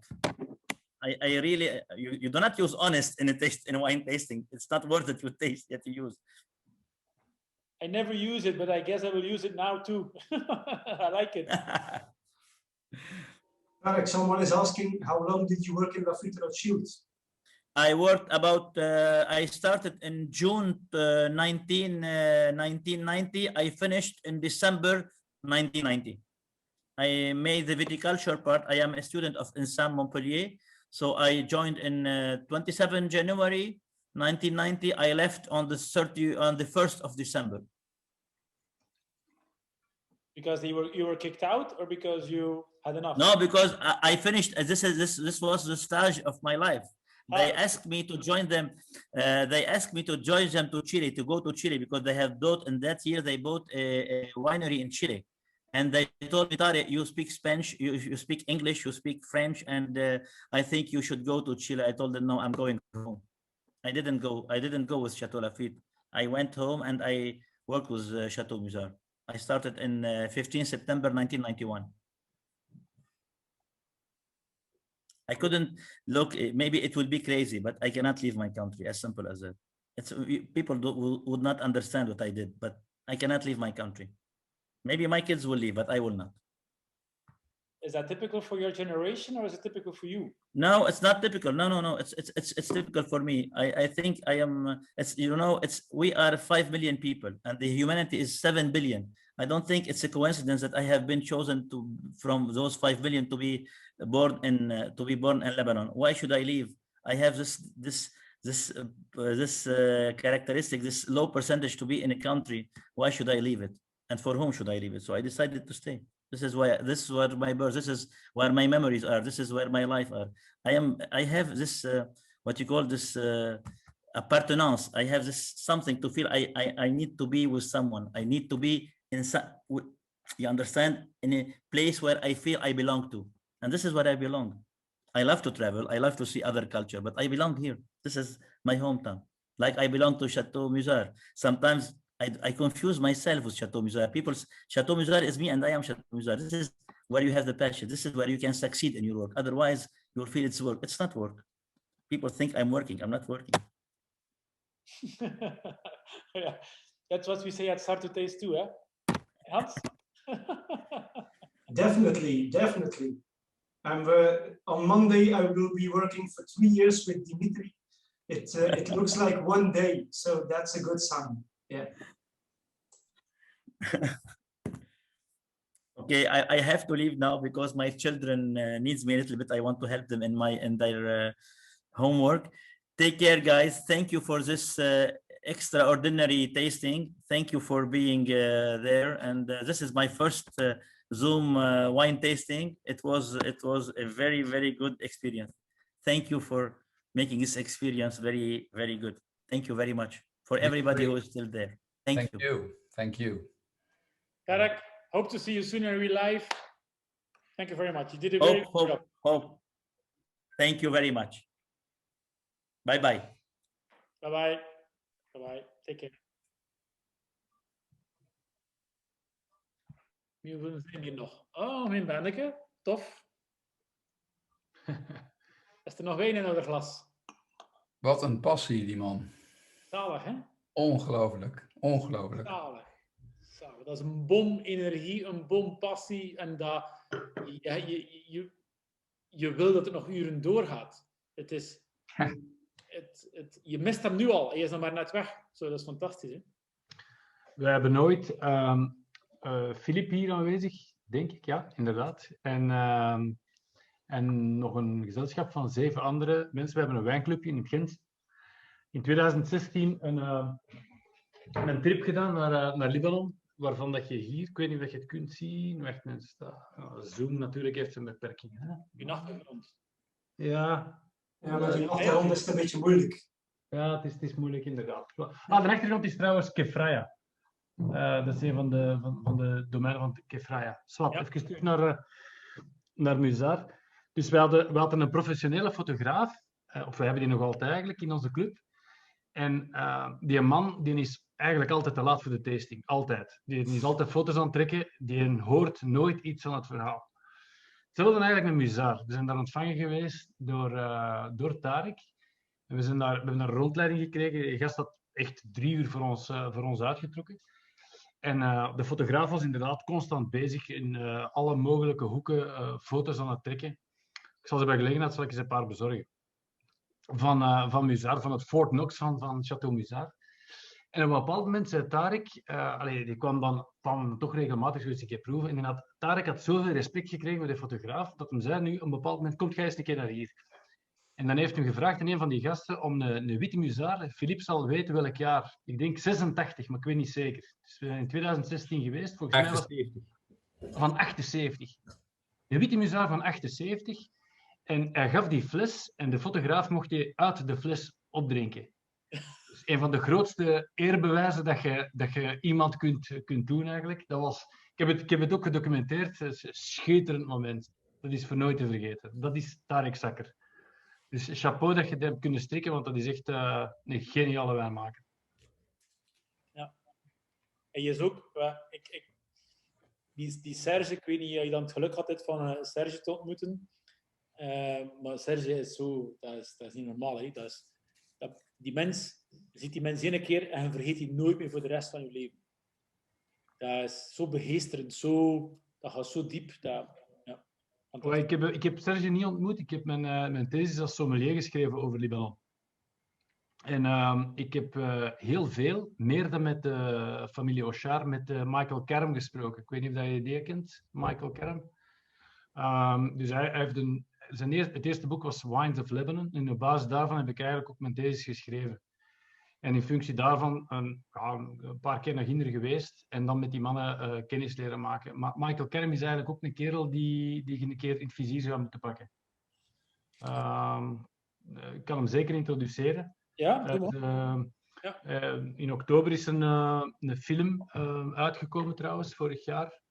Wine and War. Ik weet niet of je daar iets van... Ja, wat kan ik je zeggen? Ik kreeg dus een massa, achter de schermen staat er hier een massa filmpjes en u weet wat allemaal klaar, maar het was niet nodig. Nee. Je moet je laten praten. Ja, die mensen zijn erbij, maar kijk, voor de mensen die wel, ik kijk door 2 minuten en een beetje. Ik had het laten spelen.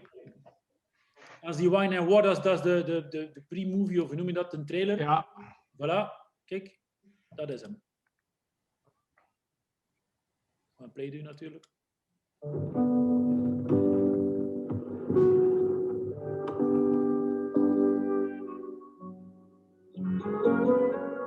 When humans first came out of Africa about 1 million years ago, the first place they would have seen the grape is Lebanon.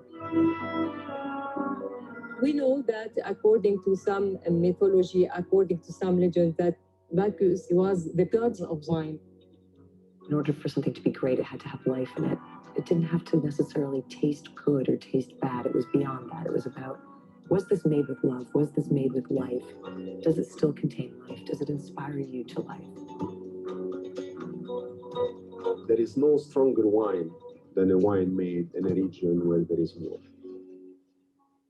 We live in a bad neighborhood. With Israel to the south, we've now got a war-torn Syria to our east, and even within our own society, there's a lot of conflict, there's a lot of tension, there's a lot of friction. You were very, very aware of the fact that you were entering not a current war zone, but one that could return to being a war zone at any moment. This wine is being made in a civil war. How does that work? I've never tasted any wine like it before. It's so distinctive. And it was not Bordeaux, it was not Burgundy, it was not trying to be anything. When I look at a bottle of wine, it's just grape juice with alcohol. That is what it is. And it is everything surrounding the bottle of wine. Religion, history, philosophy, culture, civilization, movement of mankind, that pulls me into this. The great civilizations that say this is the region where you can plant grapes. This is the Bordeaux of the old world.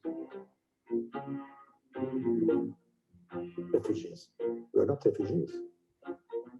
We're adventurers. We're not refugees.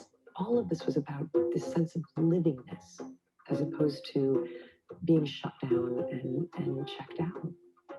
When you come into the presence of somebody who has rejected that formula and said, you're not the sum of your obligations, you're the sum of your senses, you're the sum of your experiences, you're the sum of your feelings, you're the sum of your interactions with other people, let me show you how. Through taste and through the art of the senses. And that to me is spiritual mastery. War or no war, I don't care. Because faith, yeast does not care about war.